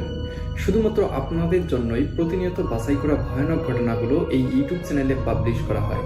আপনারা বাছাইকৃত ভয়ানক ঘটনাগুলো পছন্দ করে থাকেন, তাই আমি প্রতিদিনই বাছাই করে এই চ্যানেলে রাত 10টা বাজে পাবলিশ করে থাকি। তো যারা এখনো এই চ্যানেলটি সাবস্ক্রাইব করেননি, অবশ্যই চ্যানেলটি সাবস্ক্রাইব করে নেবেন। তো আজকের জন্য এখানেই বিদায় নেব। সকলেই ভালো থাকবেন, সুস্থ থাকবেন। আল্লাহ হাফেজ।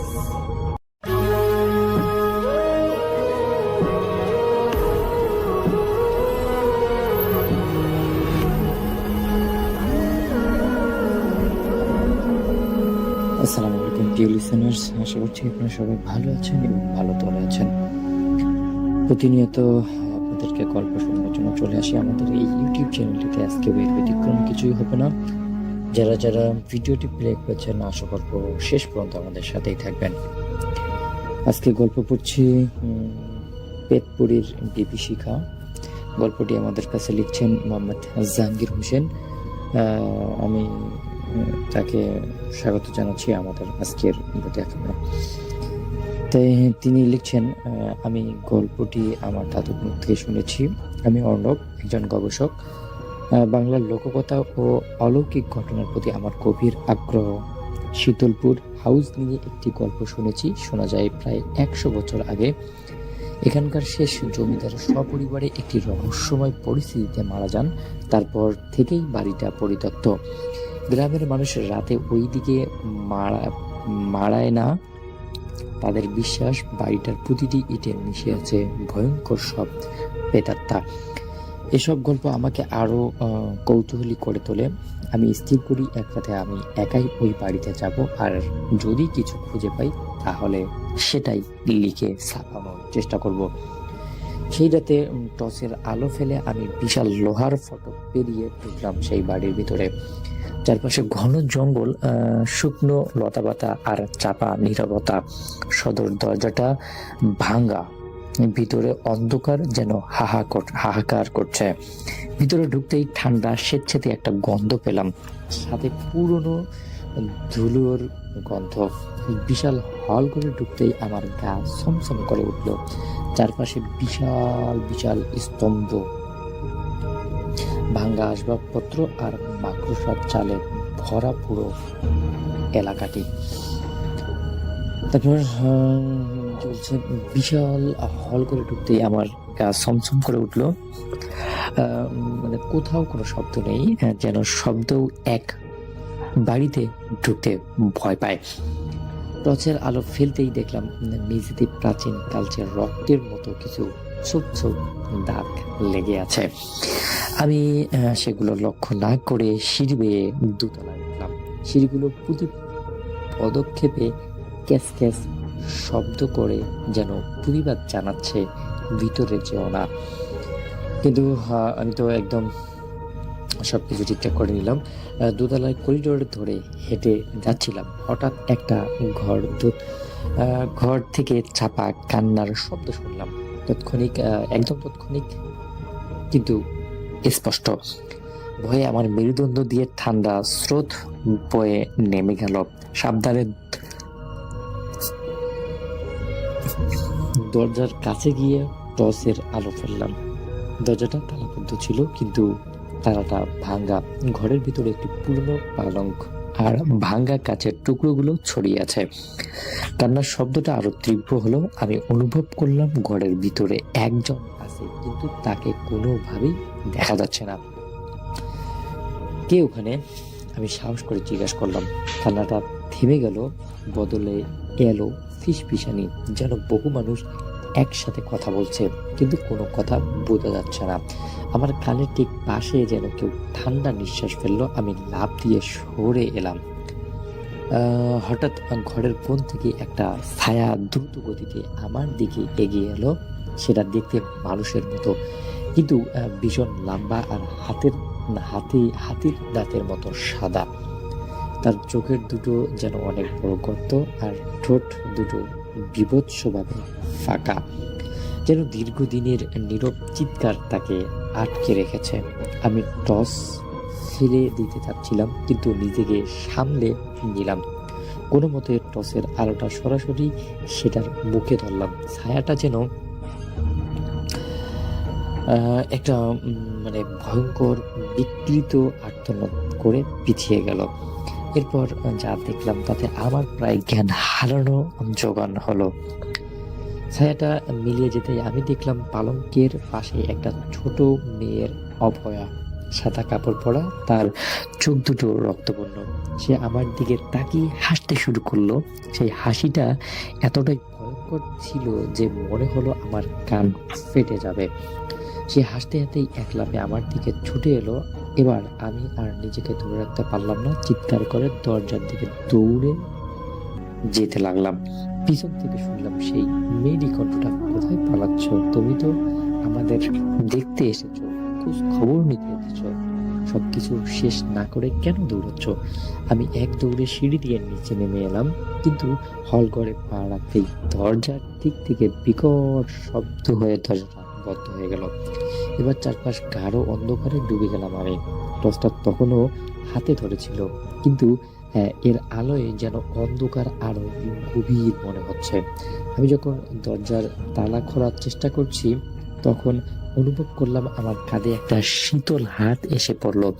আমি পিছনে না ফিরে অনুভব করতে পারলাম আমার ঠিক পিছনে দাঁড়িয়েছে সেই প্রেতাত্মা। তার নিঃশ্বাস আমার ঘাড়ে পড়ছে, হিম শীতল পচা কিছুর গন্ধ। তুমি বেরোতে পারবে না। কণ্ঠটা যেন দেয়ালে আর মেঝে ভেদ করে আসছে। আমি শেষ চেষ্টা করে পকেট থেকে আমার ঠাকুমার দেওয়া একটি ছোট রূপোর আংটি বের করে ছুঁড়ে মারলাম। আংটিটা তার গায়ে লাগতেই প্রেতাত্মাটা বিদ্যুৎ স্পষ্টর মতো কাঁপতে উঠলো এবং চিৎকার করতে করতে দূরে সরে গেল। তার চিৎকারে পুরো বাড়িটা কেঁপে উঠলো।